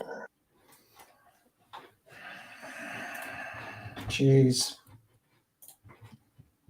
I say good for her with this book. Good for you. Speak your fucking truth. Crucify everybody. It doesn't matter anymore. Do you get what I'm saying? Like, I mean, like, it doesn't matter what they think anymore. It doesn't matter what we think anymore. Live your fucking truth. Yeah. Just fucking crazy, man. I mean, my thoughts is I would never talk to these people again, and now it's just with everything. It's so hard when it's family too. That's the thing. Like, yeah, it's so hard. Yeah, fucking terrible. It's fucking terrible. She's not the only one that's been in situations like this. Like, I went down a rabbit hole last night, and Drew Barrymore went through the same thing with her mother. Like, this is a common thing apparently in like Hollywood celebrities and stuff. The parents really push. The parents should be going to jail. Oh yeah, most definitely. Like, they need to go to jail. I honestly think they all need to go to jail. What they did was terrible. They're garbage human beings.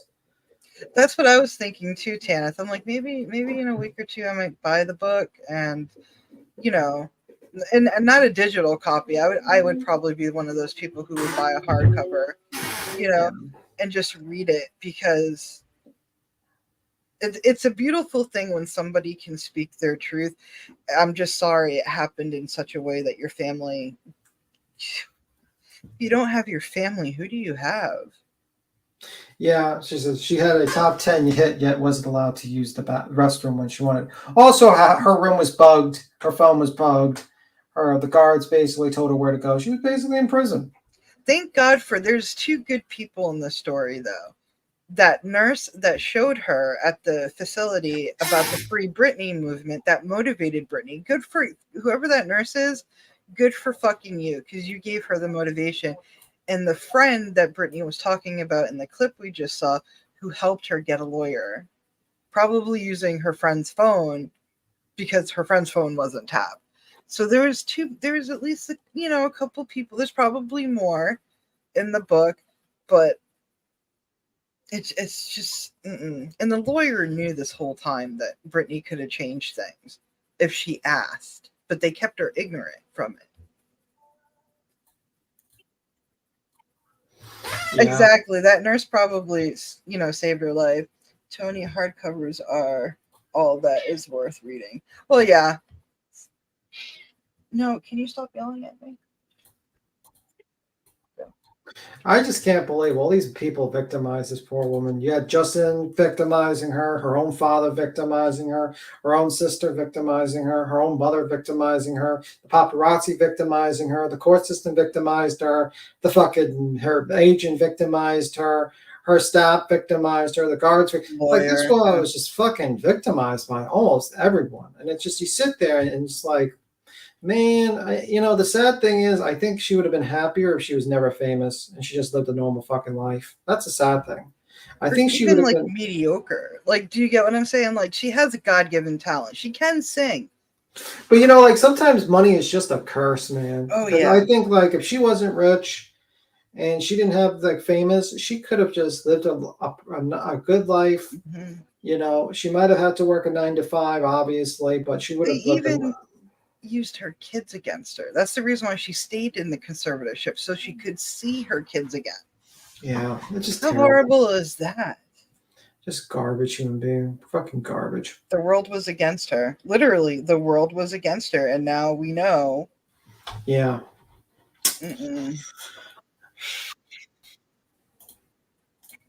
I mean, I can't believe this. Just the whole thing. But Justin's a piece of shit. I hope your career ends. You're a fucking asshole. You're a snake. I despise fucking snakes. You're definitely a snake. I hope you fucking, I don't know. I hope every single you have is a flop. Yeah. I just hope that, when you think you're going to succeed, you don't. Yeah. I hope every investment turns out to be an NFT and you fail. Oh my God, that's worse. You know what I mean? Got a zero. I hope that karma comes, because this is the fact that she wanted that baby. You could have left her, or you could have co-parented. You could have been Justin an Timberlake. example. Yeah, Justin Timberlake. You could have done a lot of things. Your reputation could have been still savage, going, you know, we're co-parenting, we're doing this, the baby's gonna be born. But you spun it to this deep dark secret and made her suffer while you were fucking strumming your guitar. Yeah, that environment of snakes and sharks and yeah, it's just pretty fucking sad. It's pretty sad that this girl could have, should have had a very happy, she was putting this when she was in her 20s and 30s doing this fucking shit. I mean, And you know what the funny part is? This is probably the best part about her releasing this book, besides her self-healing. Isn't NSYNC supposed to be doing a reunion tour? I think they were teasing that. I don't think Justin's gonna be too happy, because I know the fans of Britney will buy the tickets and boo him off stage.